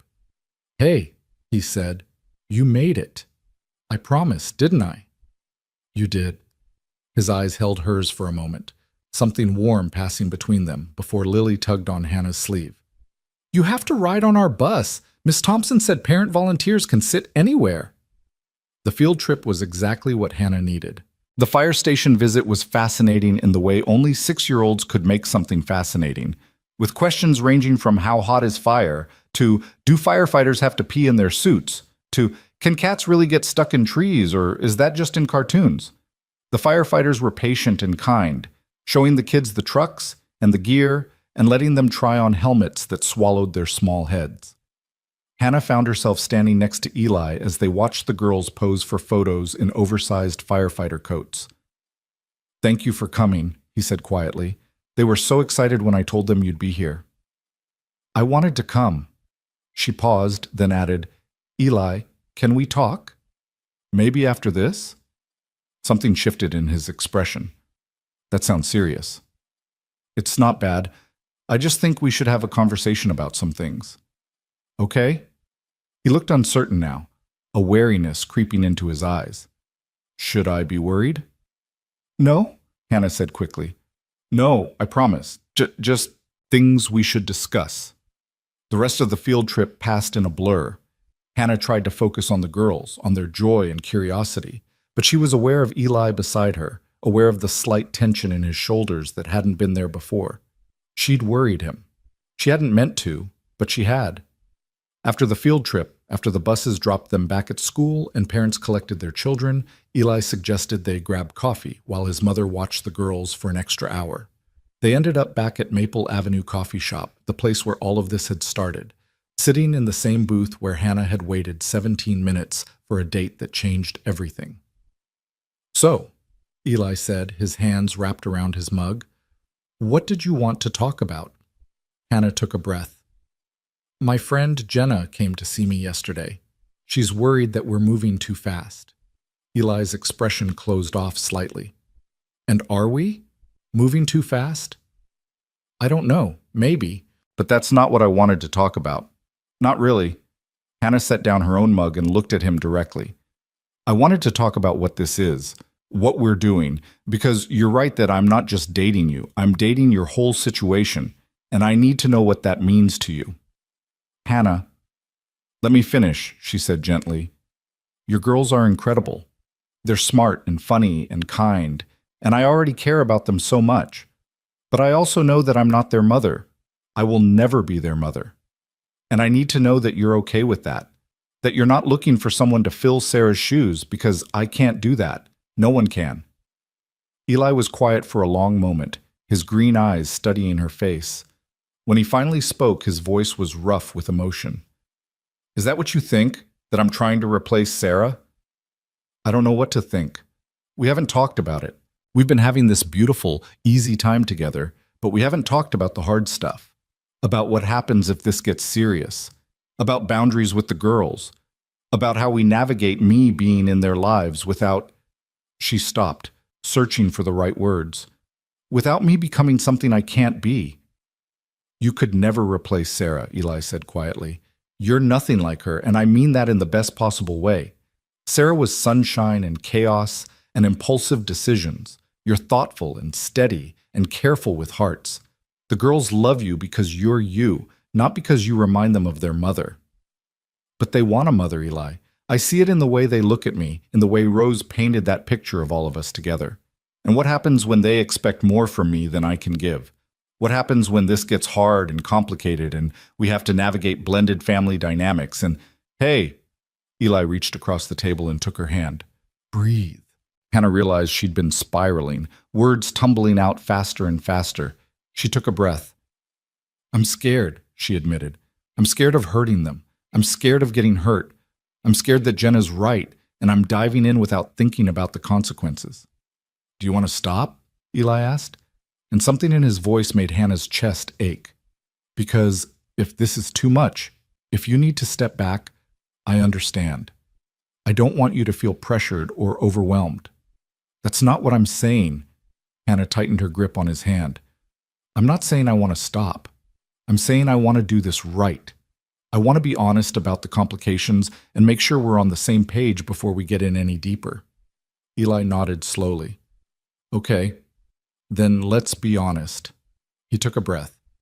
I'm terrified too. I haven't done this in 2 years. I haven't had to think about introducing someone to my daughters or navigating a new relationship while still honoring my late wife's memory. And yes, the girls love you. Yes, they're already imagining you as part of our family. But Hannah, that's because you fit. Not because you're filling some void, but because you're adding something new and good to our lives. What about Sarah's parents? Hannah asked, voicing another fear that had been circling. What will they think about you dating? About another woman being around the girls? Sarah's parents have been encouraging me to date for the past year, Eli said with a small smile. They love the girls, and they want them to have as many people loving them as possible.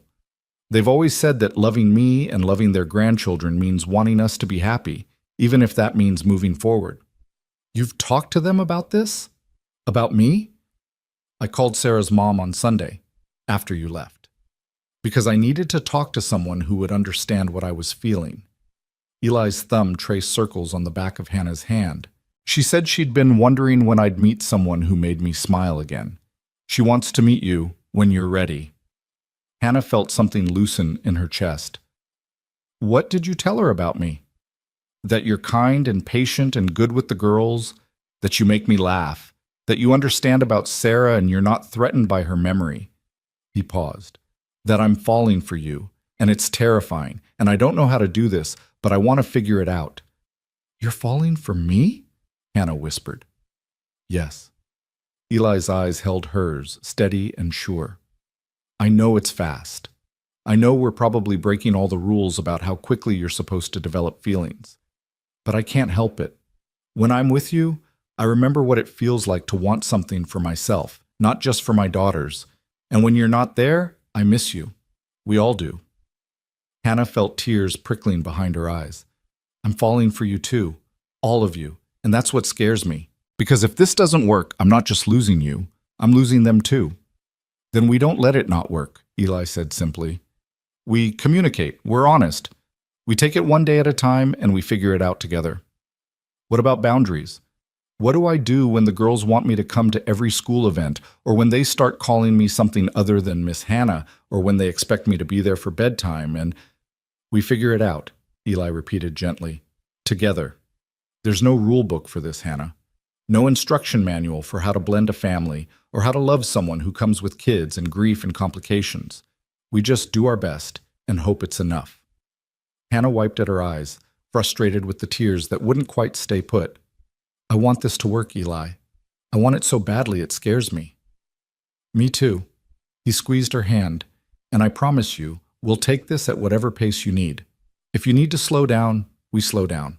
If you need space to figure out your feelings, we give you space. The girls and I aren't going anywhere. What if I mess up? What if I do or say the wrong thing? Then we talk about it and figure out how to do better next time. Eli smiled, and it was that real smile that made his whole face soften. Hannah, I'm not expecting you to be perfect. I'm just hoping you'll stick around while we all figure out how to do this. They sat in comfortable silence for a moment, hands still linked across the table. Mrs. Chen passed by with a knowing smile, refilling their coffees without being asked. So we're doing this? Hannah asked finally. We're doing this.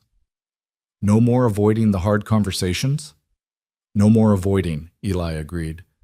And I promise, if something's bothering you or if you feel overwhelmed, you tell me. Immediately.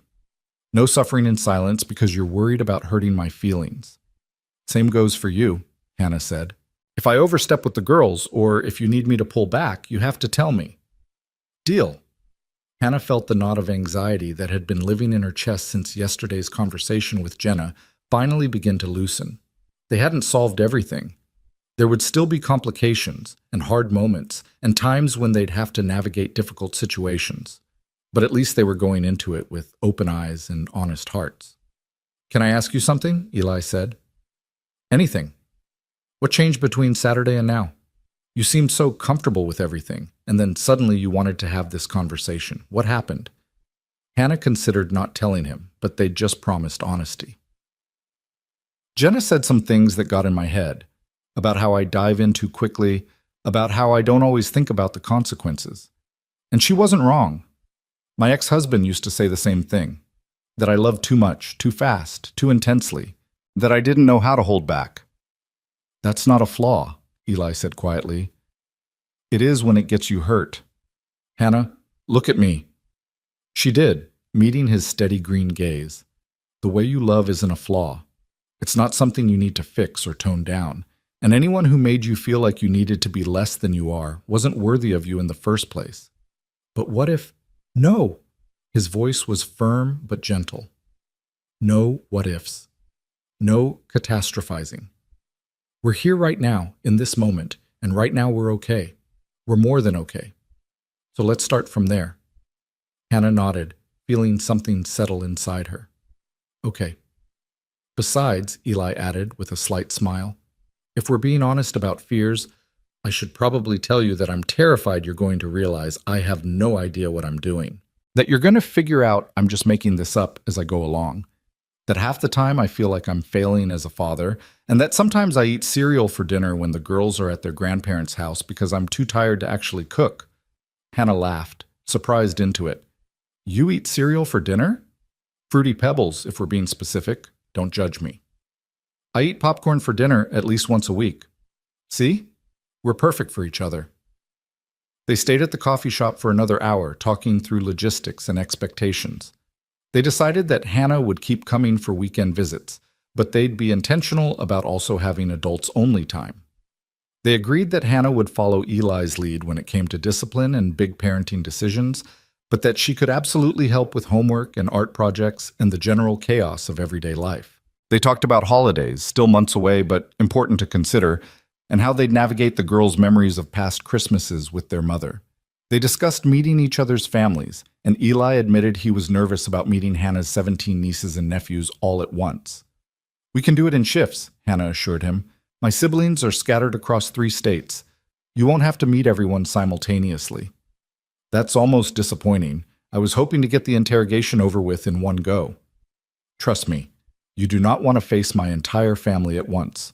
My brother Marcus alone could take up an entire evening with questions. When they finally left the coffee shop, the gray morning had transformed into a clear afternoon. The earlier rain clouds burned away by autumn sun. They stood by Hannah's car, neither quite ready to say goodbye. So I'll see you Saturday? Eli asked. Same time? Same time. And I'll bring Bear. The girls are going to lose their minds. He reached out and tucked a strand of hair behind her ear, his fingers lingering against her cheek. Thank you for this, for being honest about your fears, for giving us a chance to talk things through. Thank you for listening, for not making me feel crazy for being scared. You're not crazy. You're careful with your heart. There's a difference. They stood there for another moment, the space between them charged with possibility. Then Eli leaned in slowly, giving her time to pull away, and pressed a soft kiss to her forehead. That's still not the rain check kiss, he murmured against her skin. I know. I'm waiting for the right moment, when we're not in a parking lot or being watched by my daughters through a window. I'm okay with waiting. But when he pulled back, the look in his eyes suggested that waiting was becoming increasingly difficult for both of them. Hannah drove back to the clinic for her afternoon appointments with her head clearer and her heart lighter. She'd been honest about her fears, and Eli hadn't run away. They'd had the hard conversation, and they'd come out the other side stronger for it. Maybe Jenna had been right to worry, but she'd also been wrong about one thing. Hannah wasn't diving in blind. She was diving in with her eyes wide open, fully aware of the risks, and choosing to take the leap anyway. Her phone buzzed as she was walking into the clinic. Lily. Miss Hannah, Daddy told us you're still coming on Saturday. We finished Bear's present. It's so good. Rose. Also, I finished the painting. You're going to love it. Everyone looks so happy. Hannah smiled and typed back. I can't wait to see everything. Only 2 more days. Lily. That's too long. Rose. Lily's being dramatic. 2 days is fine. We'll survive. Lily. Says you. I'm dying of waiting. Hannah was laughing at her phone when Jenna appeared beside her, 2 patient files in hand. You look happy, Jenna observed. I am happy. Good talk with Eli? Really good talk. You were right that we needed to have it, but wrong about the outcome. We're not slowing down. We're just being more intentional about moving forward. Jenna studied her for a moment, then smiled. Okay then, I'm officially back to being fully supportive and not at all worried. You're still a little worried. I'm your best friend. I'm always going to be a little worried. It's in the job description. Jenna handed her the patient files. Now stop texting your boyfriend and his adorable children and get back to work. Mrs. Henderson's poodle has been waiting for 15 minutes, and you know how she gets. The next 2 days crawled by with the strange slowness of anticipation. Hannah found herself watching the clock at work, counting down the hours until Saturday. She deep-cleaned her house in preparation for Bear to meet his new friends, bought special treats she thought the girls might like, and changed her outfit approximately 7 times on Friday night while trying to decide what to wear the next day. This is ridiculous, she told Bear, who was watching her with patient resignation from his bed. I've already met them. I've spent an entire day with them. Why am I nervous? But she knew why. Because this time felt different. This time they were moving forward with intention, with promises made and boundaries established. This time she was walking into Eli's house, not as a blind date or a new acquaintance, but as someone who was becoming part of their lives. Saturday morning arrived bright and cold, the kind of November day that promised winter wasn't far behind. Hannah loaded Bear into her car, along with the treats and a toy she'd bought him, a rope shaped like a bone that squeaked when you squeezed it. Bear was vibrating with excitement, sensing that something unusual was happening. Good boy, she told him, scratching behind his ears. You're about to meet some very important people. I need you to be on your best behavior. Bear woofed agreeably, and Hannah chose to interpret that as a promise. The drive to Eli's house felt both endless and too short. When she pulled into the driveway, the front door flew open before she'd even turned off the engine, and 2 red-jacketed tornadoes came running out. Bear's here! Hannah got out and opened the back door, and Bear bounded out with his tail wagging so hard his whole body wiggled. The girls descended on him with squeals of delight, and Bear, who was normally reserved with strangers, seemed to understand immediately that these tiny humans were friends. He sat patiently while they petted him and examined his ears and told him about all the adventures they were going to have together. Girls, let Bear breathe, Eli called from the porch, and Hannah looked up to see him leaning against the railing, wearing jeans and a green flannel shirt that matched his eyes, watching the chaos with an expression of pure fondness. "He's perfect," Lily announced, hugging Bear around the neck. "Miss Hannah, he's the most perfect dog ever." "I told you you'd like him," Hannah said, making her way to the porch where Eli waited. "Hey," he said softly when she reached him. "Hey, yourself. I missed you. It's been 2 days." "I know." He smiled, that real smile that transformed his whole face. Turns out 2 days is a long time.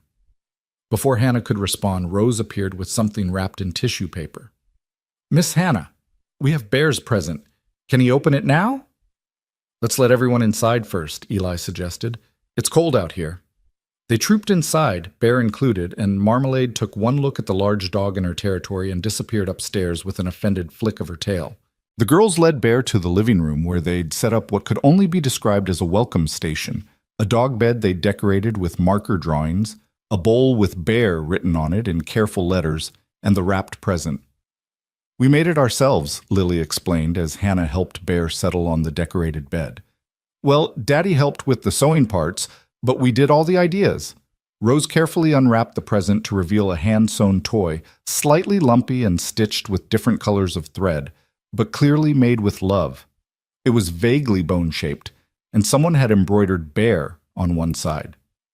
"The girls designed it," Eli said from the doorway. "I just executed their vision." "You made this?" Hannah looked at him, touched beyond words. "We all did. It's a team effort." Bear sniffed the toy carefully, then picked it up gently in his mouth and lay down with it between his paws.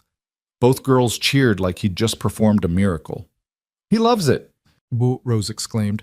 "Of course he does," Hannah said, her throat tight. "It's the best present anyone's ever made him." The morning passed in a blur of activity. They took Bear for a walk around the neighborhood, the girls taking turns holding his leash and explaining all the important landmarks. "That's where Tommy lives. He has 3 cats. That's the house with the best Halloween decorations. That tree is the oldest one on the street. Daddy says it's probably 100 years old." They came back to find Eli had made hot chocolate, and they sat in the living room while the girls showed Hannah their latest projects. Lily's solar system was now complete and spectacular, hanging from her ceiling with each planet at the correct relative distance. "Jupiter has the most moons," she explained with authority. 79 of them. Can you imagine having 79 moons? Rose's painting was everything Hannah had imagined and more. She'd painted them all in the treehouse, faces simplified but recognizable. Eli with his dark hair and green eyes, the twins in their red jackets, Hannah with her brown hair, and the green sweater she'd worn that first Saturday, Bear's German Shepherd colors captured perfectly, even Marmalade curled in one corner. They all looked happy, and there was something about the composition, about the way Rose had painted them all touching somehow. A hand on a shoulder, Bear's head on Hannah's lap, the girls leaning against their father, that made Hannah's eyes sting. "Rose, this is beautiful," she said quietly. "Do you like how I painted you?" Rose asked, suddenly shy. "I love how you painted me. I love all of it." "You're smiling in it? Everyone's smiling." "We are," Hannah agreed, looking at the painted faces, all radiating joy. "That's how I see us," Rose said simply. "Happy." Eli, who'd been watching this exchange from across the room, made a sound that might have been agreement or emotion. When Hannah looked at him, his eyes were bright. Lunch was sandwiches and soup, eaten at the kitchen table with Bear lying nearby, his new toys still held carefully in his mouth. The girls chattered about their week at school, about the book they were reading in class, about the upcoming Thanksgiving break, and whether it was too early to talk about Christmas presents. "It's definitely too early," Eli said firmly. "We're not discussing Christmas until after Thanksgiving." "But Daddy—" "No buts. Turkey first, then presents." After lunch, while Eli loaded the dishwasher, Hannah found herself alone with the girls in the living room. They settled on the couch on either side of her, and for a moment, no one spoke. Then Lily said quietly, "Miss Hannah, can we ask you something?" "Of course." "Are you going to be Daddy's girlfriend?" Hannah's heart stuttered. She'd known this question would come eventually, but she hadn't expected it today. "Would that be okay with you if I was?" Both girls nodded immediately. "We want Daddy to have a girlfriend," Rose said. "We want him to be happy." "He is happy," Hannah said gently. He's happy because he has you. But he's happier when you're here, Lily said with the brutal honesty of 6-year-olds.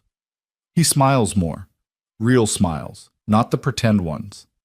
Hannah didn't know what to say to that. From the kitchen, she could hear Eli still moving around, could hear the water running. She wondered if he could hear this conversation, if he was listening from the other room. I care about your daddy very much, she said carefully, and I care about both of you, but I want you to know something important. She waited until both girls were looking at her. I'm not trying to be your mommy. Your mommy was special and wonderful, and no one can replace her. I'm just someone who thinks your family is pretty amazing and would like to spend time with you. Is that okay? So you'd be like... Rose paused, thinking, like a bonus person? Someone extra who loves us? Hannah felt her eyes burn. Yeah, like a bonus person. I like that, Lily decided. We could use a bonus person. Me too, Rose agreed, then quieter. Would it be okay if we loved you too? Or is that not allowed? Oh, sweetheart. Hannah pulled Rose into a hug, and Lily immediately joined in. You can love whoever you want. There's no limit on love. The more people you love, the bigger your heart gets. Good, Lily said, her voice muffled against Hannah's shoulder. Because we already love you. We decided 2 weeks ago. 2 weeks ago? But we've only known each other for 2 weeks. We're fast deciders, Lily explained with complete seriousness. From the kitchen doorway, Eli's voice was rough. Girls, why don't you go check on Bear? I think he might need to go outside. Both girls scrambled off the couch and ran to find Bear, leaving Hannah and Eli alone in the living room. He crossed to her quickly and sat beside her on the couch. I'm sorry, he said. I didn't know they were going to ask you that. It's okay. They have every right to ask questions. Did you mean what you said about being a bonus person? Every word. Eli reached for her hand. They do love you, you know. It's not just kid hyperbole. They've never been like this with anyone. I love them too, Hannah whispered. Is that okay? Is it too soon to say that? No. Eli's voice was fierce. It's not too soon. And Hannah, I love you too. I know we're breaking all the rules about timing, but I don't care. I love you, and I'm tired of pretending I don't. Hannah turned to him. This man who'd been 17 minutes late to their first date, who was learning to smile, real smiles again, who was navigating grief and single parenthood and the terrifying vulnerability of opening his heart to someone new. I love you too, she said. And then, finally, after weeks of stolen glances and almost moments and promises of rain checks, Eli kissed her. It was soft and sweet and tasted like hope and new beginnings. His hand came up to cup her face, gentle and sure, and Hannah leaned into it, into him, into this moment that felt like a promise. When they pulled apart, both slightly breathless, Eli rested his forehead against hers. Finally, he murmured, Worth the wait? Worth everything. A giggle from the doorway made them both turn to find 2 6-year-old girls peeking around the corner, hands over their mouths, eyes dancing with mischief and joy. We knew it, Lily stage whispered to Rose. Told you they would kiss, Rose whispered back. Girls, Eli said, but he was laughing. Privacy? Ever heard of it? We came to tell you Bear needs to go out, Lily said, completely unrepentant. But this was way better. They ran off giggling, and Hannah buried her face in Eli's shoulder, her body shaking with laughter. Your daughters are menaces, she said. I know. I'm so sorry. Don't be. Hannah pulled back to look at him. I love them exactly as they are. Even when they're spying on private moments? Especially then.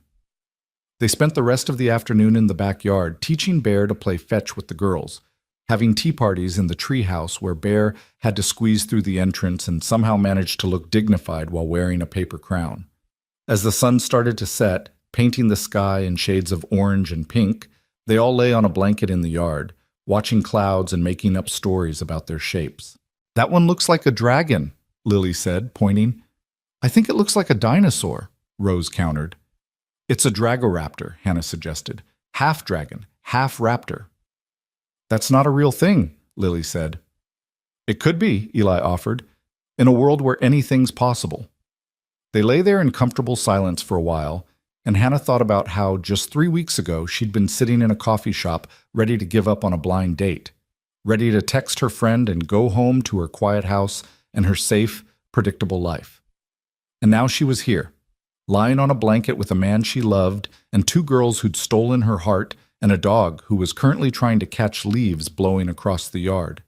She was here, part of something bigger and messier and more beautiful than she could have imagined. Hannah? Eli's voice was quiet, meant only for her ears. Yeah? Thank you for taking a chance on us, for staying that first night, for all of this. Hannah reached over and laced her fingers through his. Thank you for being 17 minutes late. He laughed softly. Best tardiness of my life. As the sun dipped below the horizon and the girls started to get cold, they packed up and headed inside. Eli started dinner while Hannah helped the girls set the table. The real table this time, with the good plates, because Lily declared that tonight was special and special nights required the good plates. Over pasta and salad, they talked about the week ahead, about Thanksgiving plans that were now shared plans, about whether Bear could come for that too. Obviously, yes, Lily declared, and no one argued. They talked about Rose's upcoming art show at school and Lily's science presentation on the solar system. They talked about ordinary things and extraordinary things, about the small moments that build a life. After dinner, after the girls had gone upstairs for their bath, Hannah helped Eli clean the kitchen. They moved around each other easily, a rhythm already forming, and Hannah marveled at how natural it felt. You're good at this, Eli said, drying the last plate. At dishes? At being part of this. Of us. He set down the dish towel and turned to face her. I know we're taking it one day at a time. I know we're still figuring things out. But Hannah, I need you to know this isn't casual for me. This isn't just dating. You're already part of our family, and I want you to keep being part of it. I want that too, Hannah said. All of it. The good days and the hard days and everything in between. Even when the girls are being menaces? Especially then. Upstairs, they could hear the sounds of bath time chaos, splashing and giggling and Eli's name being called with varying degrees of urgency. He sighed fondly. I should probably go supervise before they flood the bathroom. Go, Hannah said with a smile. I'll finish up down here. She watched him climb the stairs, heard his voice joining the chaos above, and felt something settle deep in her chest. This was her life now, this noise and warmth and love. This family that had found her when she wasn't even looking. Her phone buzzed with a text from Jenna. So, how's the weekend going? Hannah smiled and typed back, It's perfect. I'll tell you everything tomorrow. That good? Better. Jenna, I think this is it. I think this is my family. There was a pause and then, I'm so happy for you, Han, and I'm sorry I worried so much. Sometimes the best things are worth the risk. Always, Hannah agreed. When Eli came back downstairs 20 minutes later, hair damp from being splashed during bath supervision, Hannah was curled up on the couch with Bear at her feet and Marmalade surprisingly settling on the arm of the couch nearby. The girls want you to come say goodnight, he said. Hannah followed him upstairs to their bedroom, where both girls were tucked into their respective beds, hair damp and smelling of strawberry shampoo. Good night, Miss Hannah, they chorused. Hannah went to each bed, pressing kisses to foreheads that smelled like childhood and dreams. Good night, Lily. Good night, Rose. Thank you for sharing your day with me. Will you come back tomorrow? Lily asked sleepily. If your dad says it's okay. It's okay, Eli said from the doorway. Then yes, I'll come back tomorrow. And the day after? Rose asked. And every day you'll have me, Hannah promised, and realized with a start that she meant it, every single day. As they left the girls' room, Lily called out one more time, Miss Hannah? We're really glad you stayed that night at the coffee shop. Hannah turned back, silhouetted in the doorway. Me too, sweetheart. Best decision I ever made. Downstairs, as Hannah gathered Bear's things and prepared to leave, Eli pulled her into a long hug. You don't have to go, he murmured into her hair. You could stay. We could watch a movie, talk more, just be.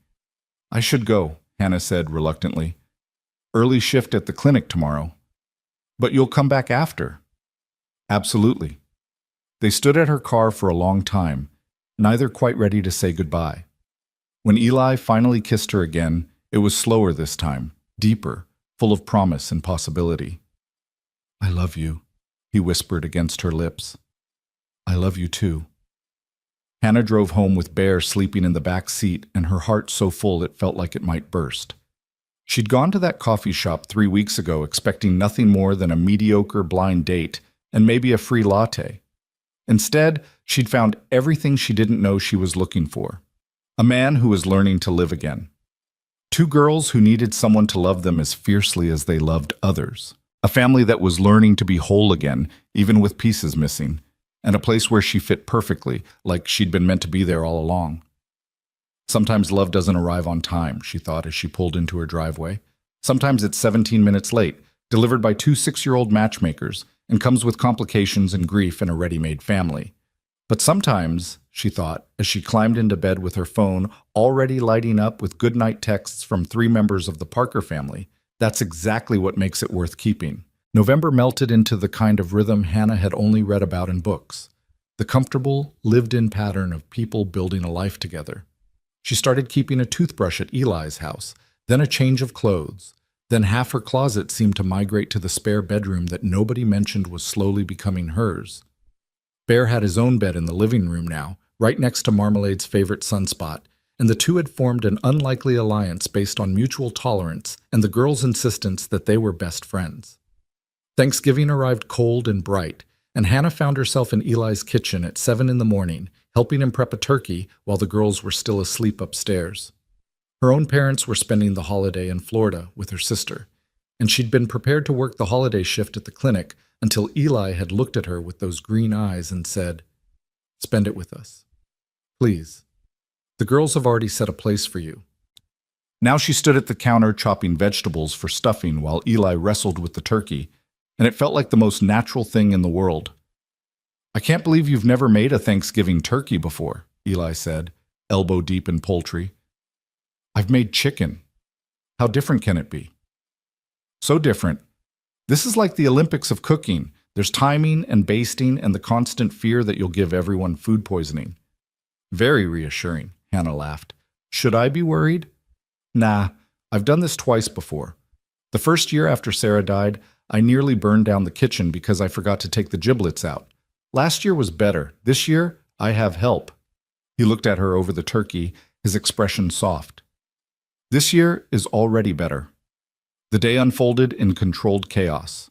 Sarah's parents arrived at noon, and Hannah's anxiety about meeting them dissolved within minutes when Sarah's mother, Patricia, pulled her into a hug and whispered, "Thank you for bringing laughter back into this house."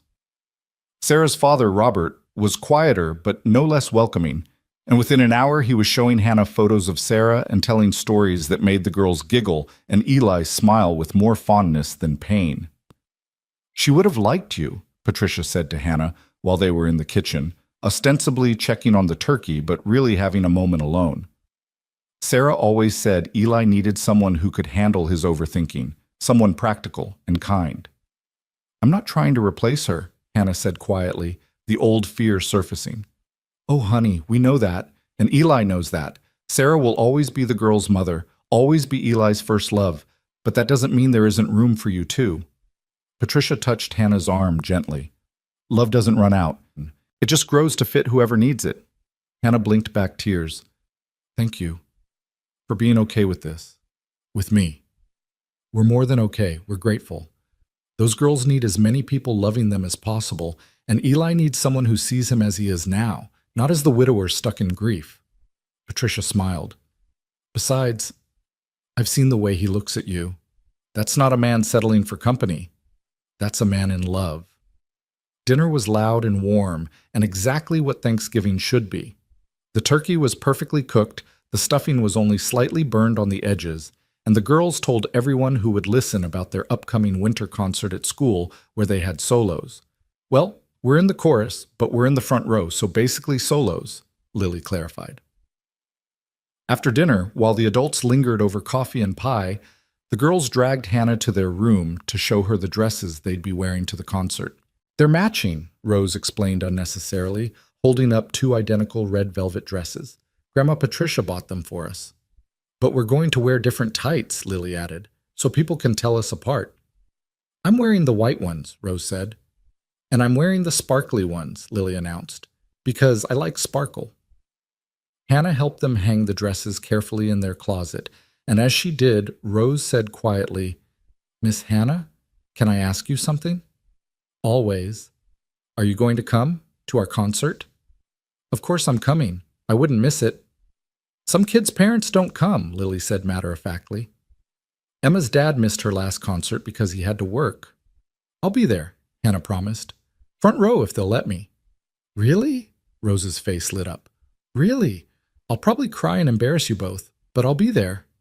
You can't embarrass us, Lily said with complete confidence. You're too nice to be embarrassing. Downstairs, Hannah found Eli loading the dishwasher while his in-laws gathered their things to leave. Patricia hugged her again, longer this time, and whispered, You're good for him. For all of them. After everyone left, after the girls finally crashed from their sugar high and were tucked into bed, Eli and Hannah collapsed on the couch in the living room. The house was quiet except for the soft sounds of Bear snoring in his bed and Marmalade purring somewhere upstairs.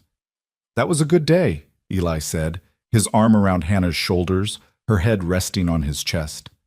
The best, Hannah agreed. Sarah's parents really like you. I really like them. I was worried, Eli admitted. I didn't know how today would go. Having you here, having them here, all of us together. I thought it might feel wrong somehow, like I was trying to erase Sarah or move on too fast. And did it feel wrong? No, it felt right. It felt like family growing instead of family replacing. He pressed a kiss to the top of her head. Thank you for being here, for being patient with all of this. There's nowhere else I'd rather be. They sat in comfortable silence for a while, and Hannah found herself thinking about how much had changed in just a month. How a blind date that started 17 minutes late had turned into this, into belonging, into love, into a future she was just beginning to imagine. Hannah, Eli's voice was quiet, almost hesitant. Move in with us. Hannah's breath caught. She sat up to look at him, searching his face. What? Move in. You're here almost every day anyway. You have clothes in the spare room, your coffee mug in the cabinet, your toothbrush in the bathroom. The girls ask for you every morning. Bear has basically claimed the living room as his territory. Eli took her hand, lacing their fingers together. I know it's fast. I know we're breaking every rule about relationship timelines. But I don't care about rules anymore. I care about you, and I want you here, officially, permanently. Eli, Hannah's mind was racing. Move in. With him, with the girls. Turn this tentative new relationship into something solid and real and undeniable. That's huge. I know. We've only been together for a month. 5 weeks, he corrected with a small smile. But who's counting? What if it's too soon? What if we're not ready? What if we are? Eli cupped her face gently. Hannah, I spent 2 years barely surviving. I got up every day and went through the motions because the girls needed me to. But I wasn't living, I was just existing. And then you walked into that coffee shop and suddenly I remembered what it felt like to want something, to look forward to tomorrow instead of just dreading it. You're making it very hard to be practical about this. Good. Because I'm tired of being practical. I want to be impulsive and hopeful and all those things I forgot how to be. His thumb traced her cheekbone. Say yes. Move in with us. Let's build this life together. Hannah thought about her little house across town, about the quiet evenings with just her and Bear, about the safe, predictable life she'd built after her divorce. And then she thought about this house, about butterfly pancakes and treehouse passwords and 2 little girls who'd stolen her heart. About Eli's smile becoming more real every day, about belonging to something bigger than herself. Yes, she whispered. Eli's face transformed, joy flooding through him.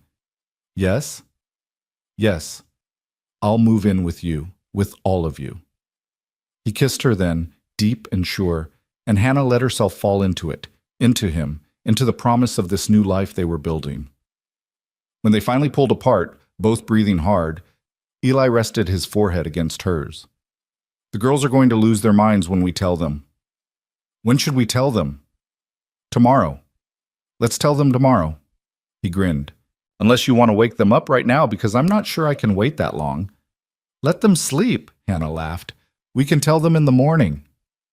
But morning came with its own complications. Hannah had an early surgery scheduled.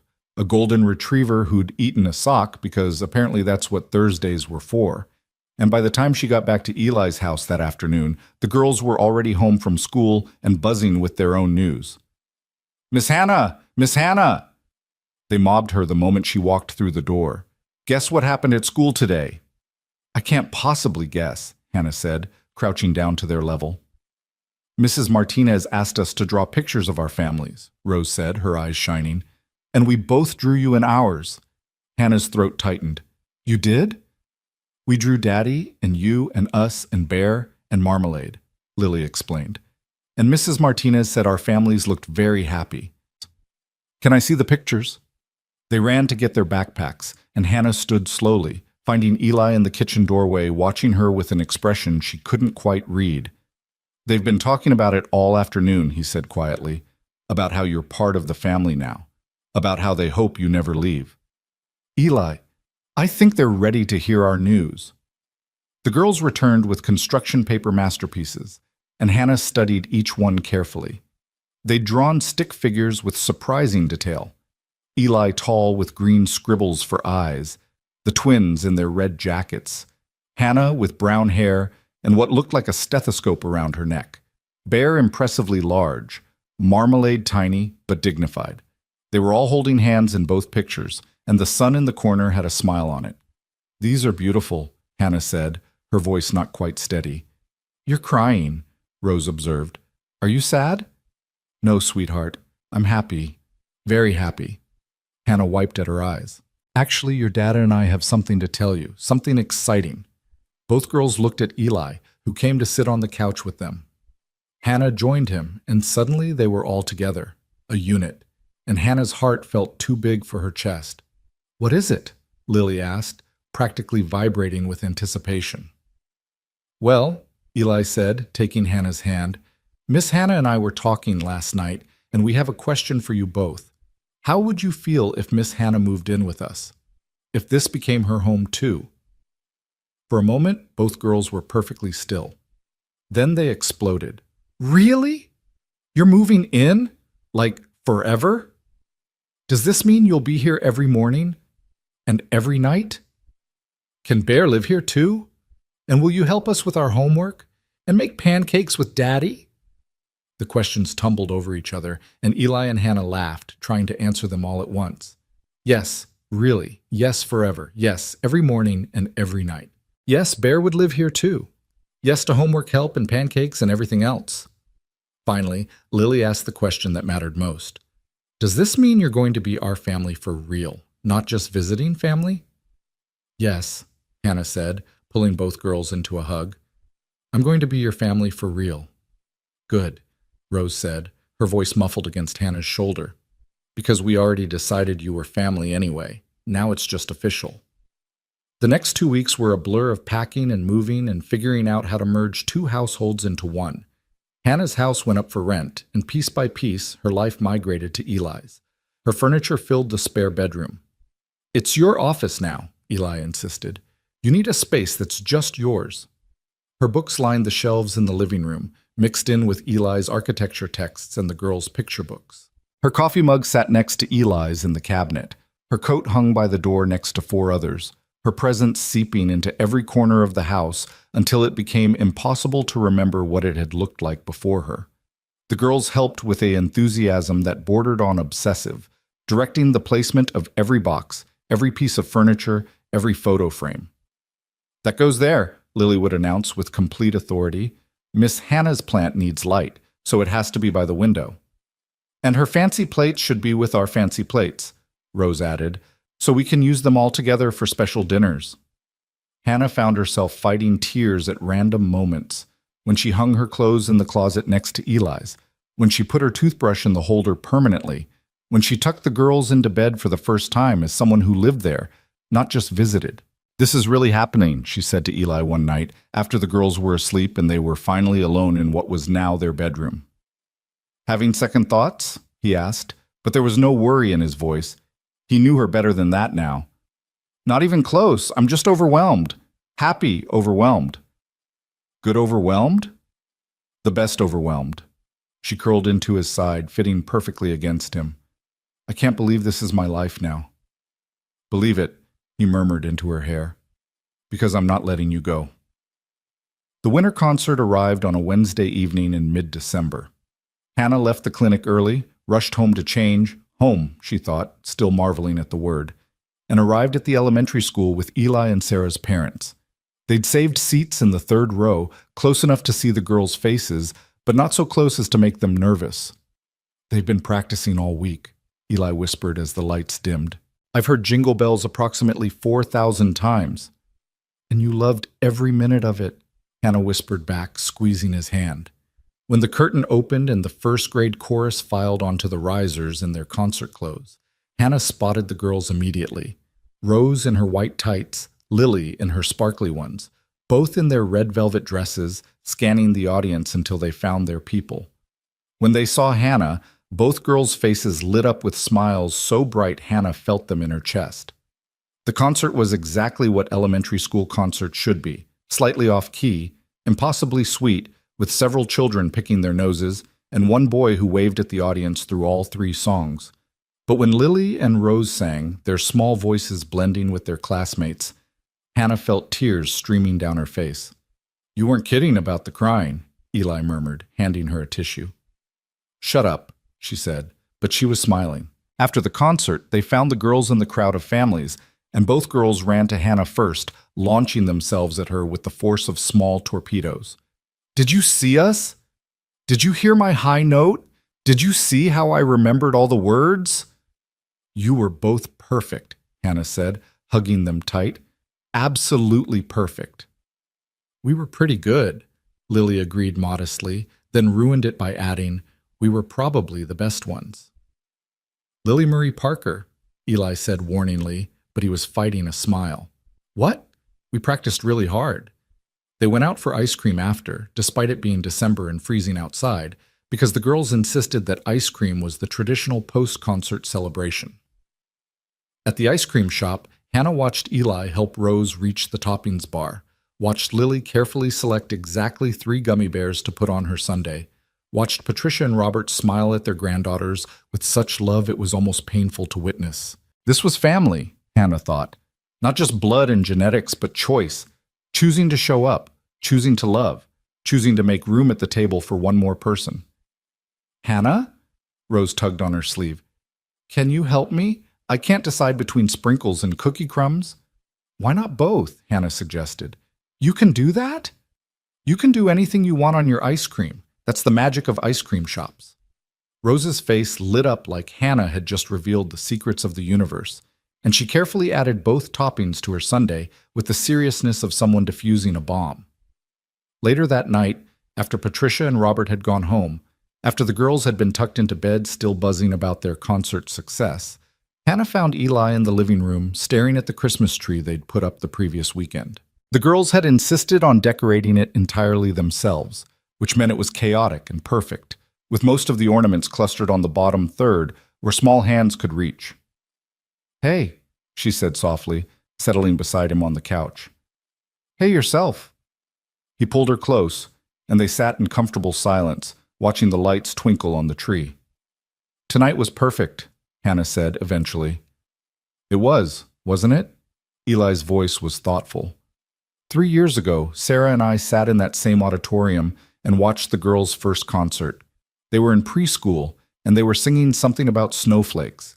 Sarah cried through the whole thing, and I made fun of her for being emotional. Hannah tensed slightly, not sure where this was going.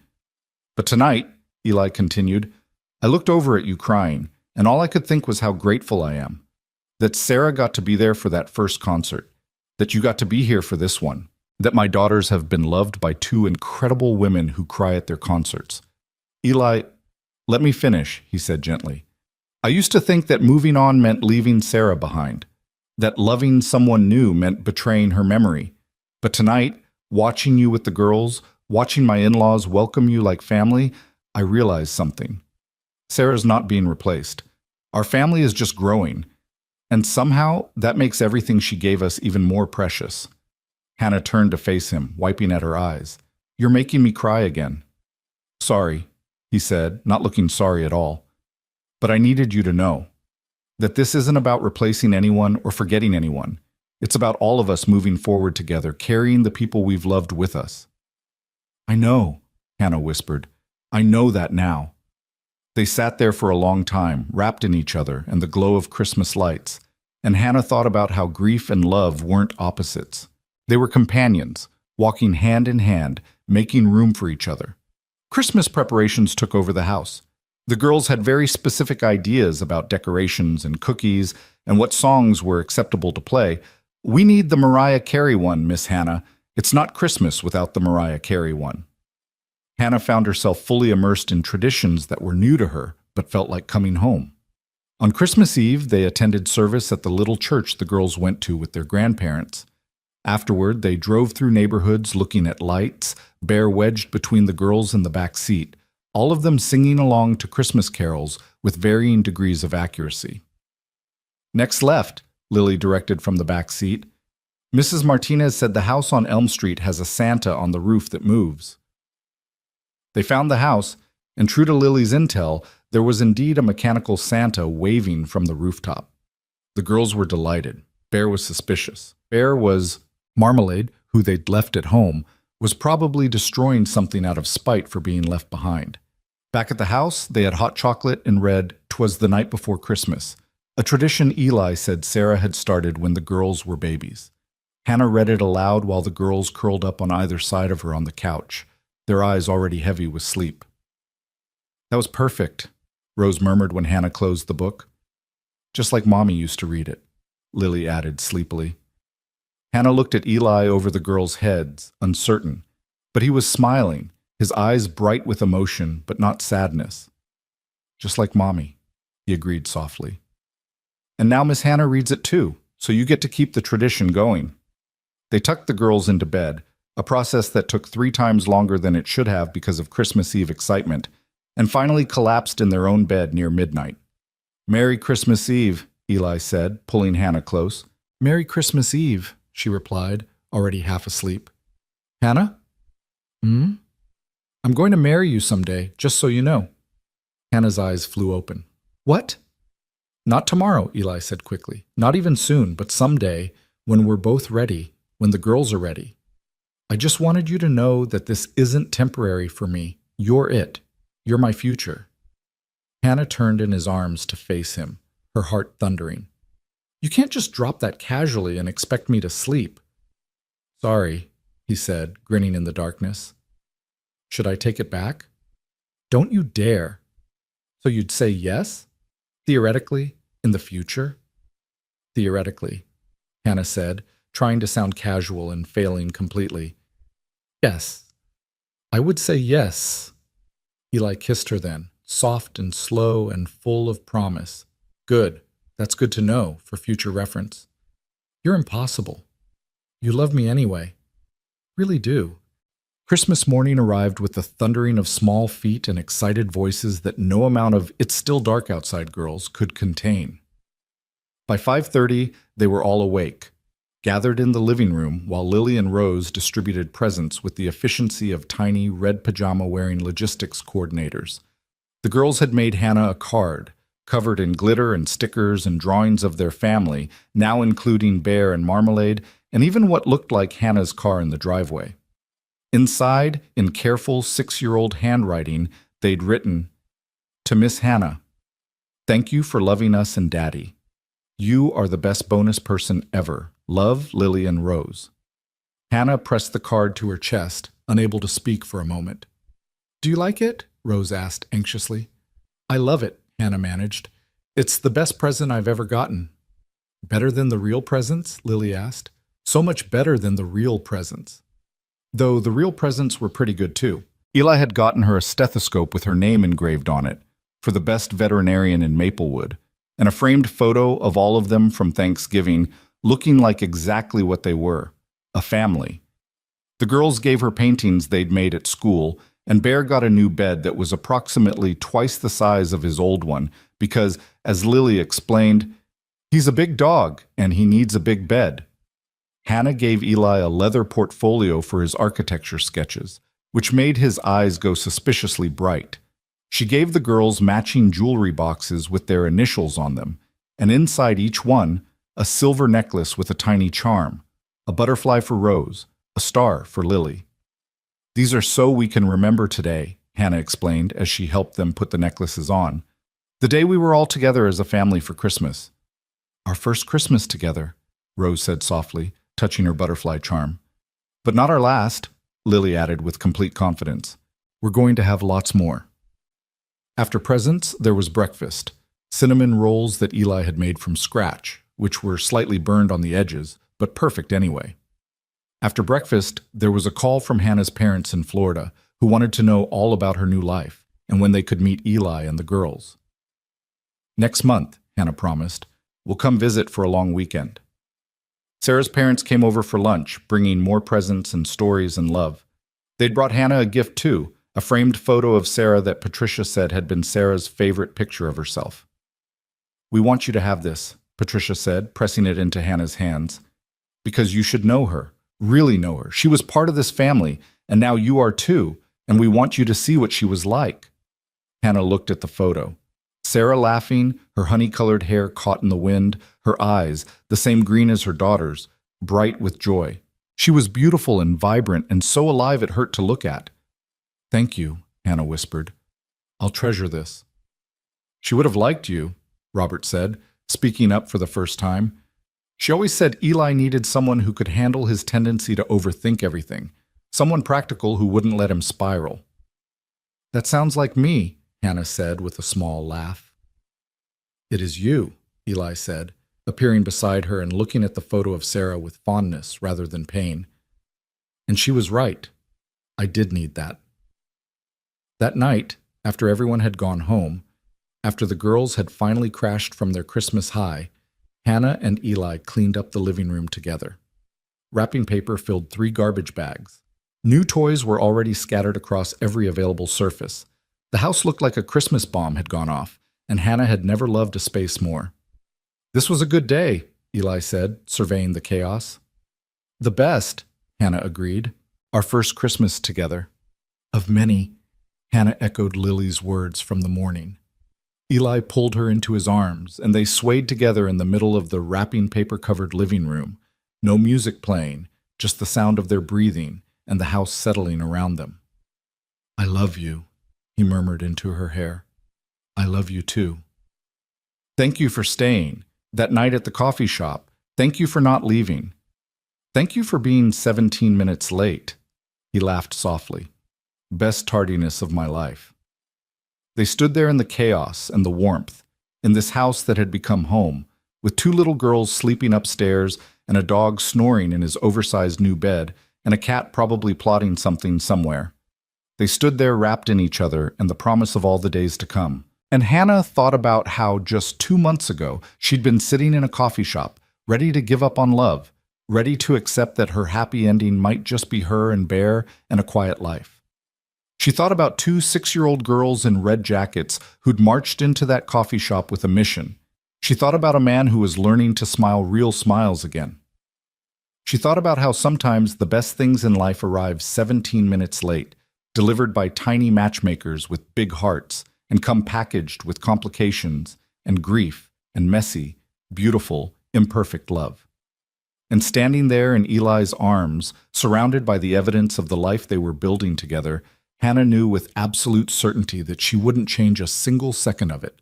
Not the blind date that started late, not the interrogation by 6-year-olds, not the hard conversations about grief and boundaries and blending families, not the fear or the uncertainty or the moments when it all felt like too much too fast. Because all of it, every single moment, had led her here, to this house, to this man, to these girls who called her their bonus person, to this family that chose her as much as she chose them, to home. Eli? She said softly. Yeah? I don't need someday. I don't need theoretically. She pulled back to look at him, her heart in her throat. Ask me. For real. Ask me now. His eyes went wide. Hannah. We're already living together. We're already a family. The girls already think of me as permanent. Your in-laws have accepted me. We've already done everything backwards and out of order. She took his face in her hands. So ask me, because my answer is yes. It's always been yes. Eli's breath caught. Then, slowly, he sank to one knee right there in the middle of the wrapping paper-covered living room, still holding her hand. I don't have a ring, he said, his voice rough with emotion. I don't care about a ring. Hannah Lewis, he said, and his eyes were bright with tears. Will you marry me? Will you be my wife and the girl's bonus person and part of this chaotic, beautiful, imperfect family we're building? Yes, Hannah said, tears streaming down her face. Yes to all of it. Yes to everything. He stood and kissed her, deep and sure and full of promise, and Hannah kissed him back with everything she had. When they finally broke apart, both breathing hard, Eli rested his forehead against hers. Merry Christmas, he whispered. Merry Christmas, she whispered back. From upstairs, there was the sound of small feet hitting the floor. They're awake, Eli said. They're going to freak out when we tell them. Good freaking out or bad freaking out? Definitely good. Two sleepy girls appeared at the top of the stairs, backlit by the nightlight in the hallway. Why are you guys still awake? Lily asked, rubbing her eyes. And why is Miss Hannah crying? Rose added, concerned. Is something wrong? Hannah looked at Eli, and he nodded. Come down here, Hannah said, opening her arms. We have something to tell you. Both girls padded down the stairs and into the living room, and Eli and Hannah gathered them close. Nothing's wrong, Hannah assured them. Everything is very, very right. Then why are you crying? Rose asked, touching Hannah's wet cheek. Because I'm happy. Because your daddy just asked me to marry him, and I said yes. For a moment, both girls were perfectly still, processing. Then they exploded into chaos for the second time that day. You're getting married? Really?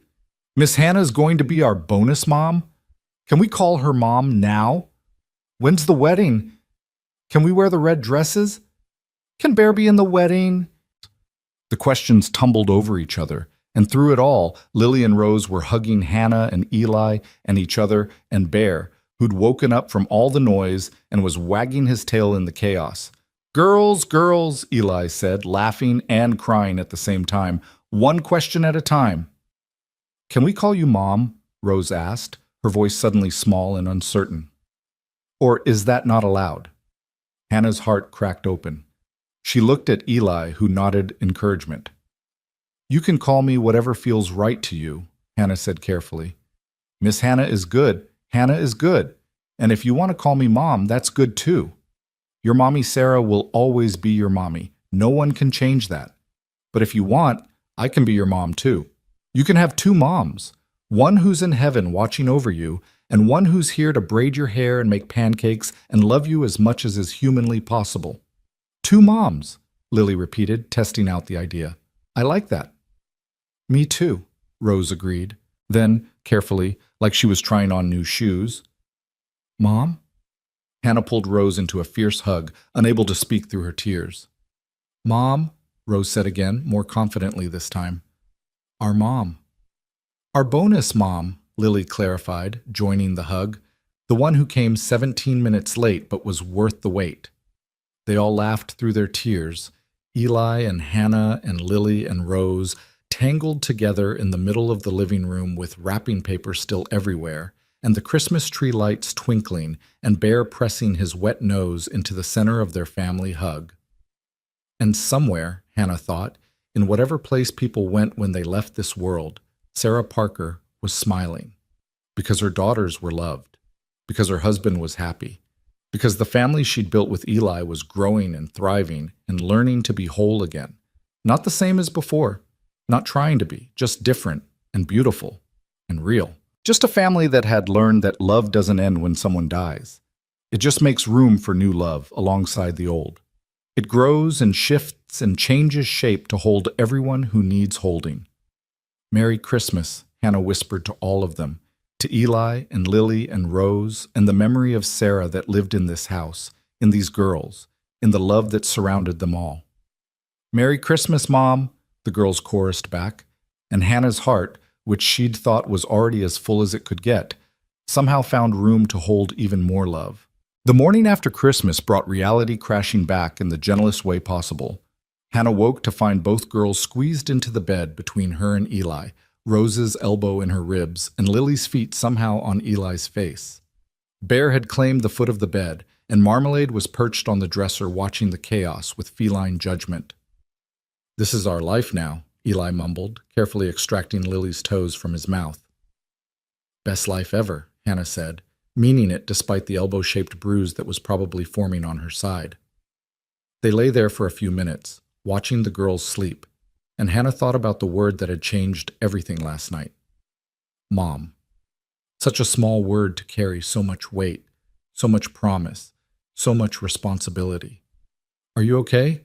Eli asked quietly, reading her mind like he'd learned to do. "About them calling you Mom?" "I'm terrified," Hannah admitted, "and honored, and so happy I can barely breathe." "That sounds about right." Rose stirred between them, her eyes fluttering open. For a moment she looked confused, like she couldn't remember why she was in her dad's bed. Then her face cleared, and she smiled, a smile so bright and pure it made Hannah's chest ache. "You're still here," Rose said softly. "Of course I'm still here. Where else would I be?" "I don't know. I just wanted to make sure last night was real, that you really said yes." Hannah reached over and smoothed Rose's sleep-mussed hair. "It was real. I really said yes. I'm really going to marry your daddy, and I'm really going to be your mom. All of it was real." "Good," Rose said, snuggling closer. "Because I already told Mommy Sarah about you in my prayers last night. I told her you make Daddy smile again, and that you're going to take good care of us, and that she doesn't have to worry anymore." Hannah's eyes flooded with tears. Eli's hand found hers over Rose's head, squeezing tight. "What did she say?" Hannah asked, her voice barely a whisper. "She said thank you," Rose replied with the certainty of someone who'd actually heard it.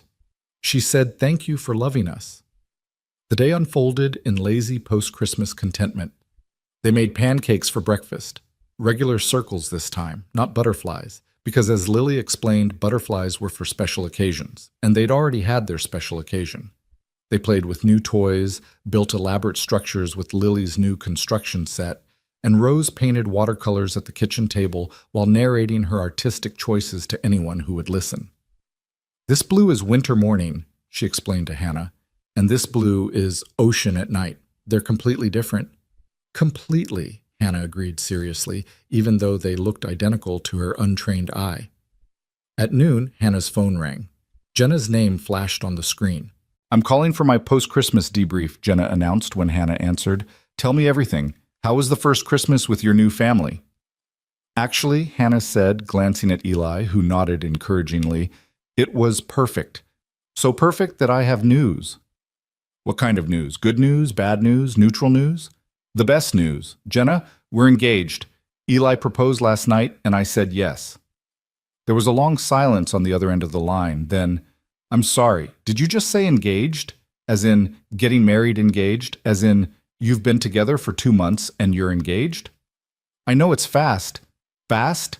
Han, this is warp speed. This is breaking the sound barrier. This is—" Jenna stopped, and when she spoke again, her voice was softer. "Are you sure?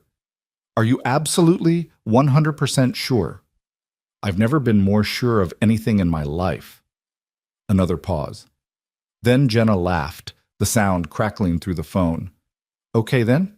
Okay. If you're sure, then I'm happy for you. When's the wedding? Please tell me you're at least going to have a normal engagement period." "We haven't talked about timing yet." "Well, figure it out and then call me back so I can start planning. I'm your maid of honor, obviously. That's non-negotiable." After they hung up, Hannah found Eli in the living room attempting to assemble Lily's new dollhouse, while both girls supervised with the intensity of foremen on a construction site. "That piece goes on the other side, Daddy," Lily said. "No, Lily, it goes where Daddy has it," Rose corrected. "See? The instructions say so." "The instructions are wrong."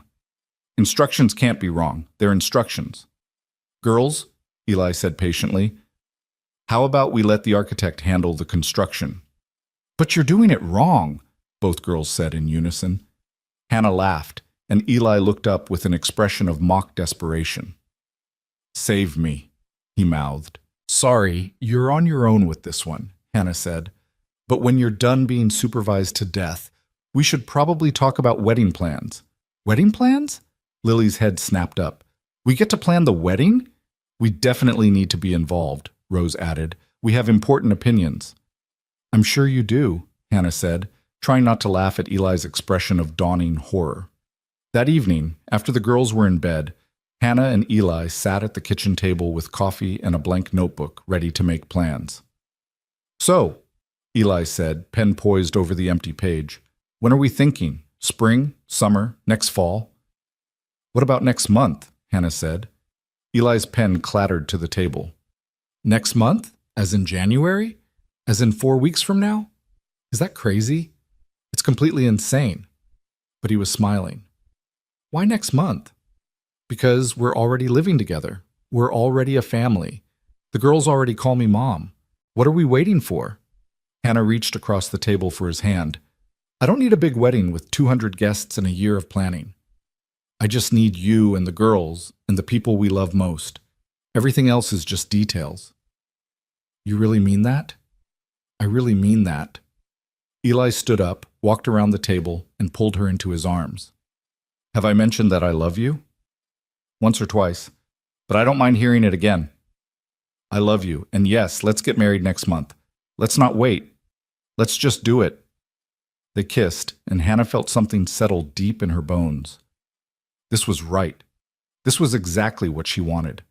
Planning a wedding in 4 weeks turned out to be both easier and harder than expected. Easier because they kept it simple, immediate family only, a small ceremony at the same church where the girls had their Christmas concert, a reception at Eli's house afterward. Harder because the girls had very specific opinions about everything. "The flowers have to be butterflies," Lily insisted. "Flowers can't be butterflies," Rose corrected, "but we can have butterfly decorations and flowers." "And Bear has to be there," Lily continued. "He's part of the family." "Bear can definitely be there," Hannah assured them. "What about our dresses?" Rose asked. "Can we wear the red velvet ones from the concert?" Hannah looked at Eli, who shrugged with a smile. "It's your wedding. Whatever you want." "Red velvet dresses sound perfect," Hannah said. The girls cheered, and just like that, the wedding party was decided.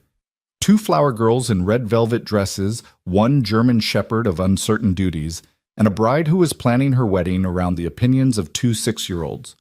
"Your wedding is going to be so weird," Jenna said when Hannah called to update her, "and I mean that in the best possible way. It's going to be perfect," Hannah corrected. "Same thing."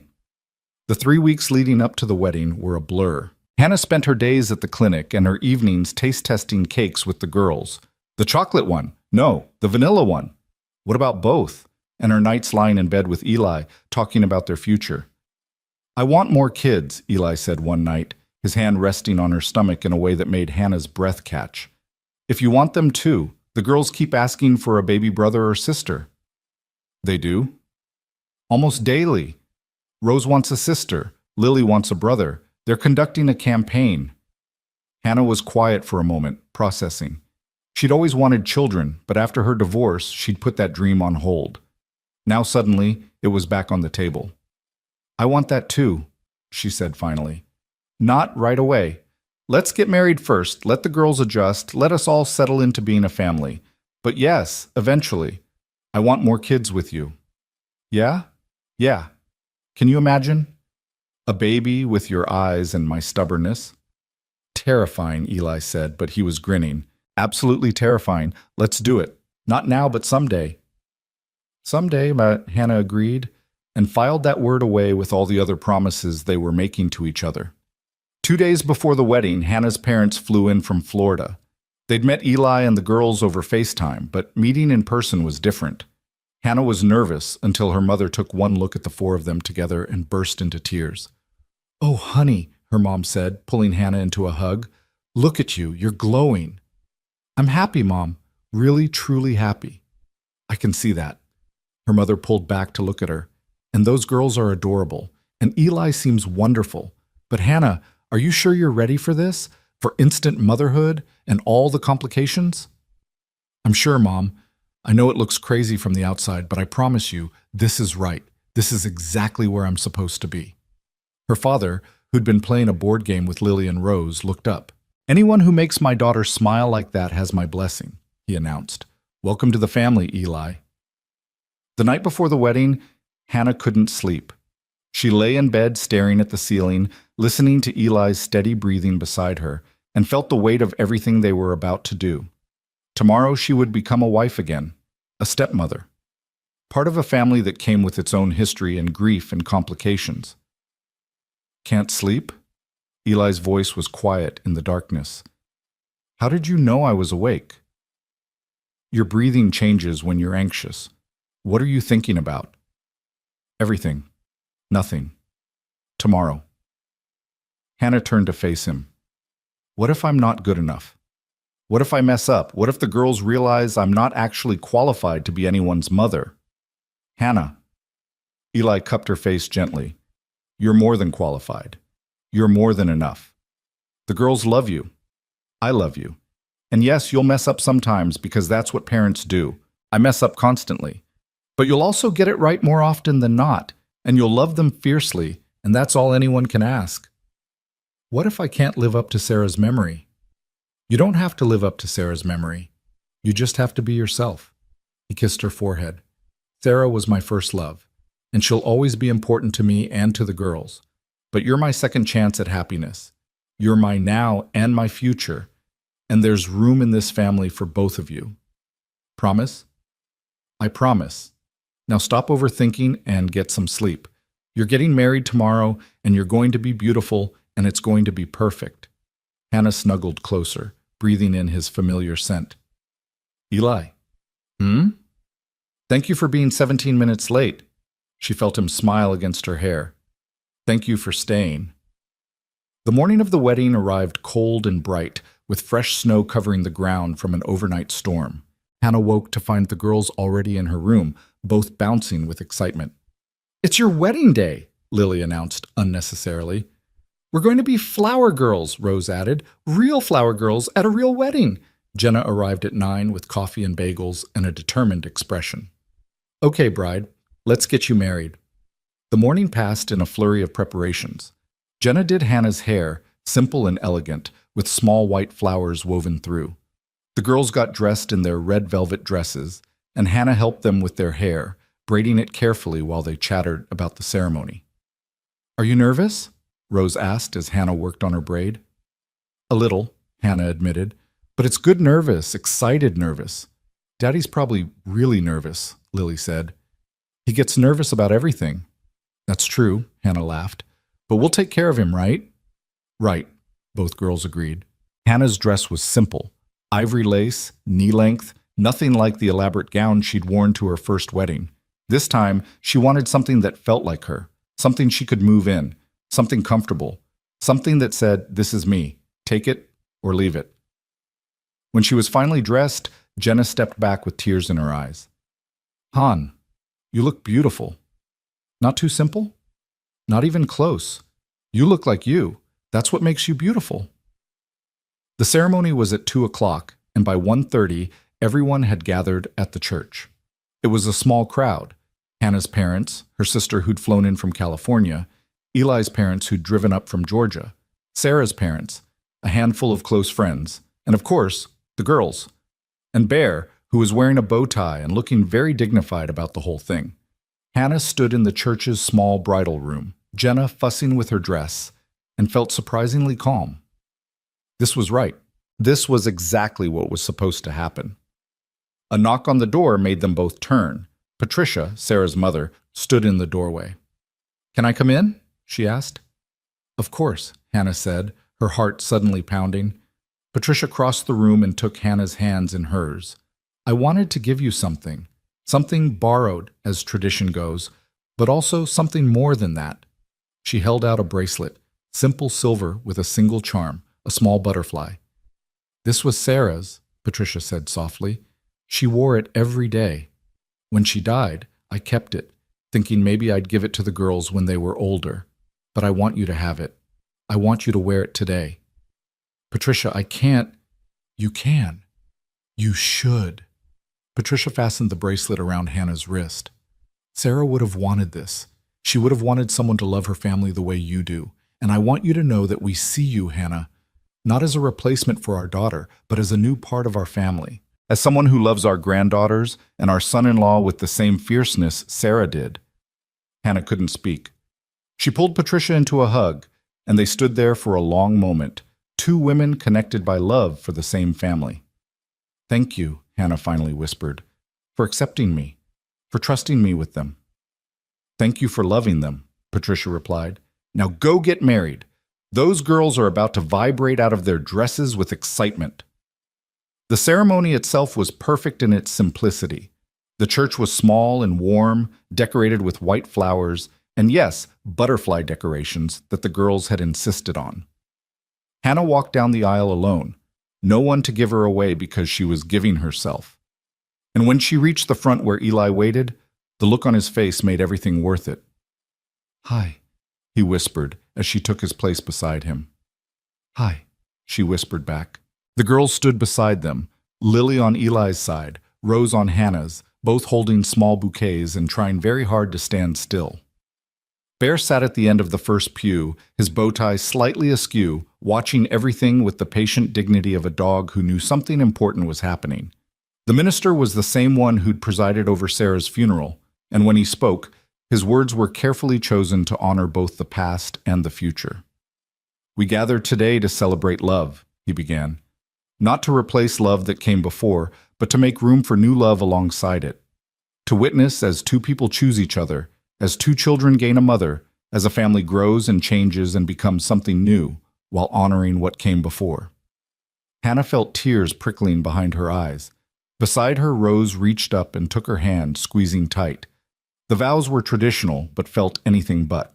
When Eli promised to love her in sickness and health, for better or worse, until death parted them, Hannah heard the weight of those words. He knew what death looked like. He knew what loss felt like. And he was choosing to risk it again, choosing to open his heart again, choosing her. When it was Hannah's turn, she looked at Eli and spoke from her heart. I promise to love you and your daughters with everything I have. I promise to honor the memory of Sarah while building our own memories. I promise to be patient when you overthink things, to make you laugh when you're too serious, and to remind you that it's okay to be happy again. I promise to show up every day for all of you, for as long as I live. Then, because they'd planned it this way, they turned to the girls. Eli pulled out 2 small boxes and handed one to Hannah. Lily, Rose, Hannah said, her voice shaking slightly. I want to make you a promise too. I promise to be the best mom I can be. I promise to help with homework and come to concerts and paint with you and build solar systems and all the other things moms do. I promise to love you fiercely and protect you always. And I promise that loving you doesn't mean forgetting your mommy, Sarah. It just means there's more love in this family, and you deserve all the love in the world. She opened her box to reveal 2 small rings, simple silver bands with the girls' birthstones. These are promise rings, to remind you that I'm choosing you as much as I'm choosing your daddy, that you're part of this marriage too. Both girls were crying now, and Hannah's hands shook as she slipped the rings onto their fingers.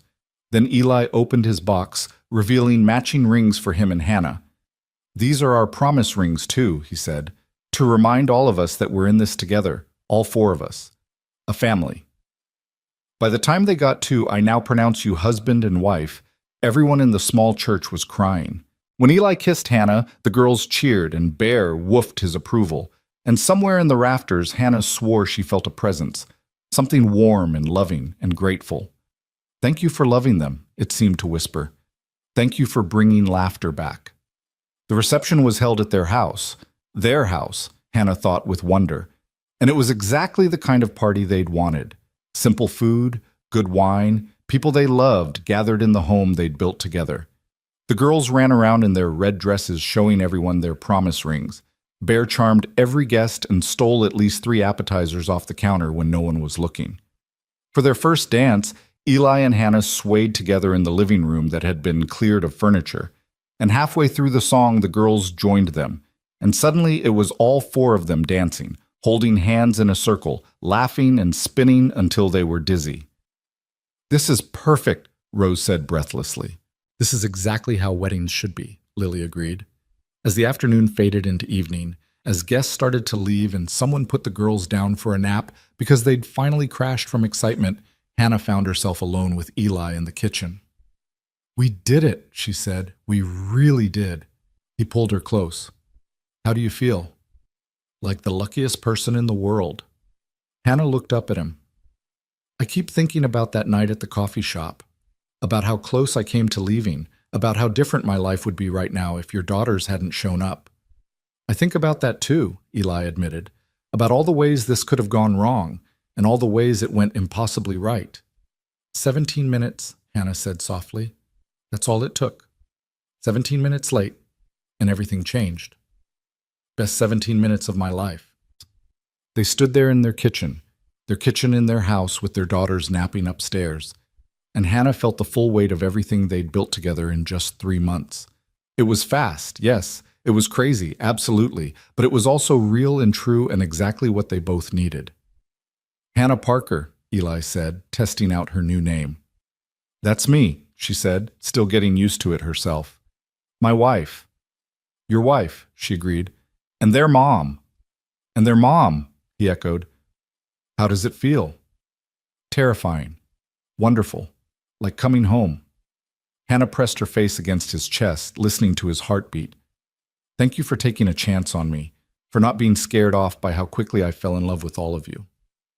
Thank you for not being scared off by my baggage, for seeing past the grief to the possibility of something new."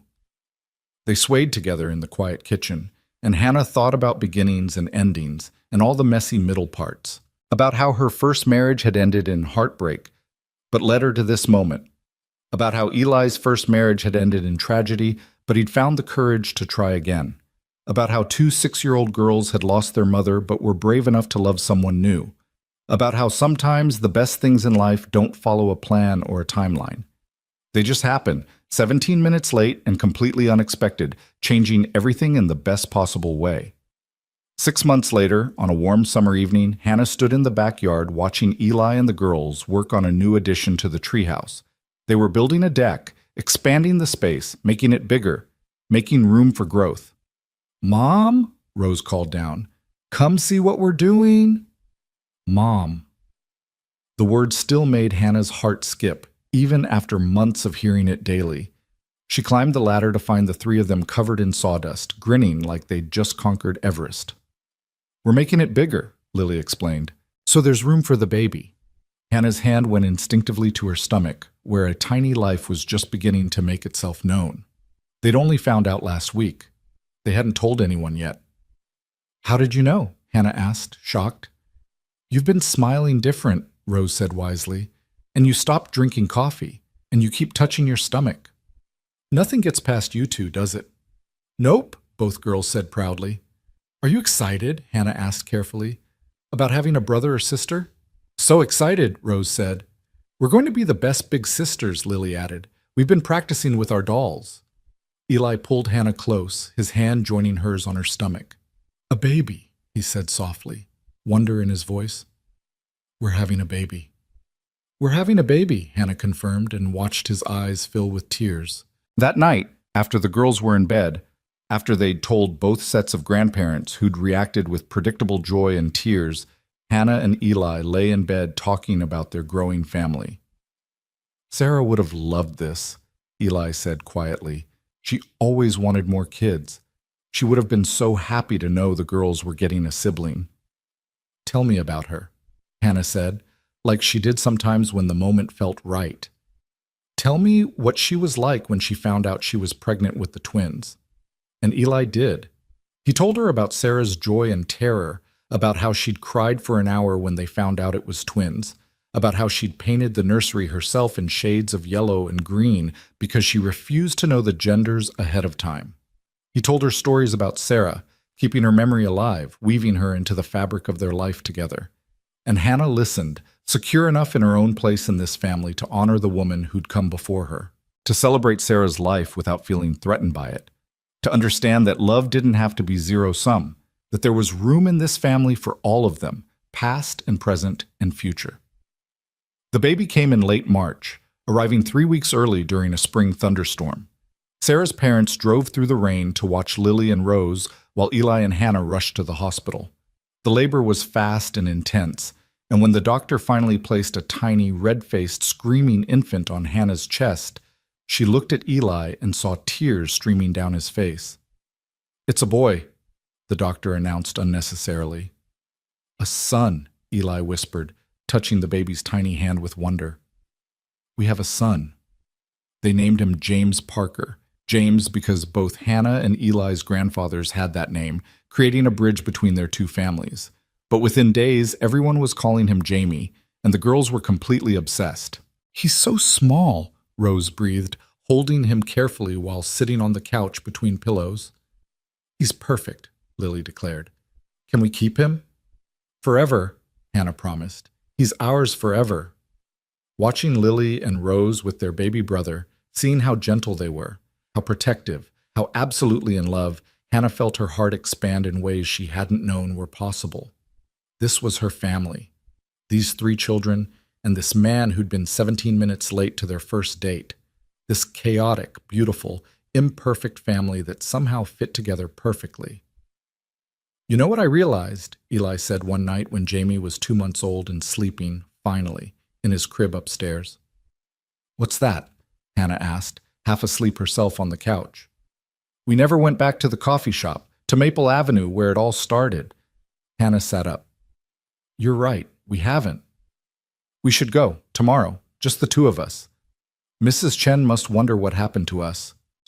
The next day they left Jamie with Patricia and Robert, who were thrilled to babysit, and the girls at a play date, and drove to Maple Avenue coffee shop. It looked exactly the same, right down to the hanging plants and exposed brick walls. Mrs. Chen looked up when they walked in, and her face broke into a huge smile. "The late couple," she exclaimed. "I was wondering if you'd ever come back." "The late couple?" Hannah laughed. "That's what I called you in my head," Mrs. Chen explained. "The man who was late and the woman who waited. I saw you 2 that night, saw how you looked at each other once you finally started talking. I told my husband, that couple is going to get married. And look, you're wearing rings." "We got married in January," Eli said, putting his arm around Hannah. "I knew it. I knew it the moment I saw you together." Mrs. Chen clapped her hands. "Sit, sit. Coffee is on the house. This is a celebration." They slid into the same booth where they'd sat that first night, and Mrs. Chen brought them lattes with heart designs in the foam. "So tell me everything," she insisted. "How did it happen? Was it romantic? Do you have children?" They told her the story, the shortened version, because the full version would have taken hours. And Mrs. Chen listened with rapt attention, occasionally exclaiming or wiping at her eyes. "2 daughters and a baby boy," she said when they finished. "And you met them all that first night? The daughters came here?" "They did," Hannah confirmed. "They showed up to make sure I didn't leave because their dad was late." "Smart girls, very smart girls." Mrs. Chen shook her head in wonder. "And now you're a family. This is why I love my coffee shop. This is where love happens." They stayed for an hour, drinking coffee and eating pastries and remembering that night 7 months ago when everything changed. When Hannah had been ready to leave and 2 little girls had convinced her to stay. "Do you ever think about what would have happened if you had left?" Eli asked as they were walking back to the car. "All the time," Hannah admitted. "I think about how close I came to missing all of this, how different my life would be." "Mine too." Eli stopped on the sidewalk and pulled her close. "Thank you for staying that night and every night since. Thank you for being worth the wait." They kissed there on Maple Avenue, 7 months after their first date, and Hannah thought about how far they'd come. From strangers in a coffee shop to a married couple with 3 children and a life so full it sometimes felt like her heart couldn't contain all the love. A year after the wedding, on a cold January afternoon, they gathered at the cemetery. All 5 of them, Eli and Hannah, Lily and Rose, and Jamie bundled in a carrier against Hannah's chest. They stood in front of Sarah's grave, the headstone decorated with flowers that Patricia had brought the day before. "Hi, Mommy," Rose said softly, touching the cold marble. "We wanted to tell you about our year." "So much happened," Lily added. "Mom and Daddy got married, and we were flower girls, and we wore our red dresses." "And then Jamie came," Rose continued. "He's our baby brother. He's really cute, but he cries a lot." And Mom is teaching us how to make your famous chocolate chip cookies, Lily said. She asked Grandma Patricia for the recipe, and we make them every Sunday. Hannah stood back a little, giving the girls space to talk to their mother, but Rose reached back and grabbed her hand, pulling her forward. Mom, come here. Mommy Sarah needs to see you. Hannah knelt beside the girls, her heart in her throat. Hi, Sarah, she said quietly. Thank you for these incredible girls. Thank you for loving Eli and showing him what a good marriage looks like.